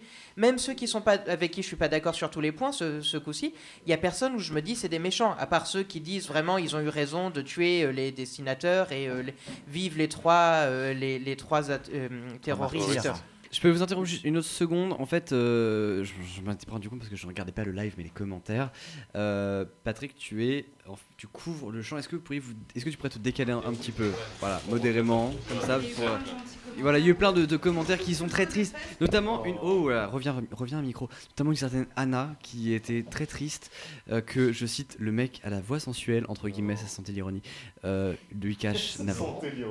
Un double compliment. Succès, hein. Le mec à la voix sensuelle, lui cache Navo. Mais oui, elle est douce. Merci Anna pour la remarque, parce que du coup je lui ai dit, moi connement, elle me fait oui, le mec il cache Navo, j'ai fait c'est Patrick Beau. Elle m'a fait super. Faut pas juste me décaler plutôt. Donc l'animateur est crevé. Nous pardon, continuez, c'était bien votre discussion, c'était cool. Mais je constate que moi tout le monde s'en fout, c'est bien. Non. Je dis ça pour vous là qui commentez. Il y a combien de gens Ah, on est combien? On est 200 et quelques. 200 encore Non, on est 217. On est à 200, on stagne depuis. En tout cas, j'entends bien. Effectivement, c'était à peu près. C'est une bonne réponse à ce que tu demandais, Patrick. C'est que ça a changé chez certaines personnes l'envie d'aller convaincre les autres. De faire un peu plus attention. Et après, une vision du monde, une opinion comme ça, pour moi, ça se change pas en quelques minutes, c'est une évolution. Donc je pense que plein de gens ont absorbé plein d'informations, parfois beaucoup trop d'informations pendant cette période, et qui vont évoluer petit à petit. Mais juste, tu penses que tu en fais partie de ces gens? Tu penses que tu as absorbé des informations qui vont te faire évoluer Oui, bien sûr. Et tu sais un peu dans quel sens, ou justement tu sais pas encore? Moi je pense que je vais devenir raciste. Moi j'ai réalisé un truc, parce que d'ailleurs comme Antoine, après les attentats, j'ai lu énormément de choses sur les groupes islamistes, et j'ai réalisé à quel point c'était pas une guerre contre l'Occident, mais c'était une guerre contre l'humanité. Et c'est les Arabes qui ont été le plus victimes des islamistes. Mais je parle pas simplement en France, dans le sens où du coup les musulmans sont stigmatisés, mais je parle dans le reste du monde, quoi. Là, pour le coup, c'est des musulmans et des Arabes qui ont été le plus assassinés par les intégristes islamistes. Donc j'ai vraiment pris conscience de ça, quoi. Du fait que c'était une poignée de malades contre le reste de l'humanité. C'était pas les Arabes contre l'Occident, quoi. Et je pense que c'est une distinction qui est très importante à rappeler aux gens. Et ça c'est... Il y a aussi, dans toute cette avalanche d'images, tu te rends compte aussi d'à quel point les images peuvent dire des choses qui ne sont pas vraies, ou mettre en avant des choses qui ne sont pas vraies. Là, il y a eu la semaine dernière toutes les images des manifestations anti-Charlie, où tu avais des gens, et on te montrait « Ah, c'est horrible, il y a des gens qui brûlent le drapeau français », etc. Et tu voyais ça sur toutes les chaînes, tu voyais ça partout, sur Facebook, sur Twitter. Puis après, quand tu regardais vraiment les chiffres des manifestants, tu voyais que dans telle ville, ils étaient 200, et dans telle ville, ils étaient 100. Genre, à Paris, ça serait une manif de skinhead. C'est un peu comme ceux qui n'ont pas respecté la minute de silence. C'est ça, quoi. Ils sont 5 et on parle que d'eux. C'était exactement ça. C'était du genre, il y avait des connards qui étaient allés dans le 93 en disant... On va aller interroger les racailles du 93. Et pour en venir vraiment gratuitement, parce que c'est ça. Pour en venir, je sais que c'est l'endroit où on va voir où si les gamins du 93 ils sont contre Charlie. Et voilà, ils sont pas allés à Versailles pour demander aux gamins et alors vous êtes contre les droits des homosexuels. Enfin tu vois, c'est bizarre. Tu vois qu'il y a toujours un choix dans les images, dans les thèmes. Et moi mais ça, tu pensais pas que c'était possible avant, et c'est un changement. Tu en prends vraiment, tu le revois une fois de plus. Donc tu le sais, tu l'oublies un peu, tu le revois. Tu te dis ah oui quand même beaucoup. Ça rafraîchit la mémoire que les gens sont, qu'il y a quand même des bâtards. Moi, il y a un truc que j'aurais pas imaginé avant les attentats, c'est que le peuple soit capable d'un tel rassemblement. Honnêtement, à une époque où on n'arrête pas de nous dire que les gens sont déconnectés de la réalité, qu'ils sont plus capables de s'engager, j'aurais jamais cru qu'il puisse y avoir encore plus de monde qu'à la libération. Ça m'a permis de changer ma vision du peuple en réalité, quoi. J'aurais pas cru. Je crois que c'est 24 millions de Français en plus depuis la libération, donc c'est. Non mais même proportionnellement, je crois que c'est plus. Ah ouais. Proportionnellement, c'est un truc de fou, quoi. Et donc ça, vraiment, ça m'a fait chaud au cœur de voir que les gens étaient capables de se lever d'une même voix contre la barbarie. Mais le truc, c'est qu'au début, il y avait vraiment un sentiment comme ça de solidarité, de fraternité, et puis on s'est aperçu que derrière le « Je suis Charlie », il y avait tout un tas d'opinions différentes, comme tu le disais, des mecs qui allaient taguer des mosquées ou frapper des Arabes en disant « Je suis Charlie ». Donc derrière ce slogan, il y avait des fachos, il y avait des humanistes réels, donc il y avait beaucoup de gens qui se sont accaparés le truc. Cette histoire était quand même c'était quand même complètement incroyable. C'était comme on disait tout à l'heure. 2 semaines avant, on aurait fait un truc similaire en film. Personne n'aurait cru, tout le monde aurait vu ça comme... Ah non, on n'avait pas le temps 2 semaines avant, on parlait avec Éric Zemmour et Houellebecq. Tout le monde aurait vu ça comme un Black Mirror, comme une dystopie, pas possible, mais tout. Les images des chefs d'État défilant ensemble, avec Sarkozy, la petite fouine arriviste qui essaye de se glisser comme ça. Enfin, de la folie, quoi, mais c'est clair. Tout était clownesque. C'est clair. Tout était... Oui, c'était trop beau. Que des gens c'était fou. Voilà, aller brandir la gueule de Charb devant la place de la République. Juste de dire on va vendre 7 millions de Charlie Hebdo. Oui, c'était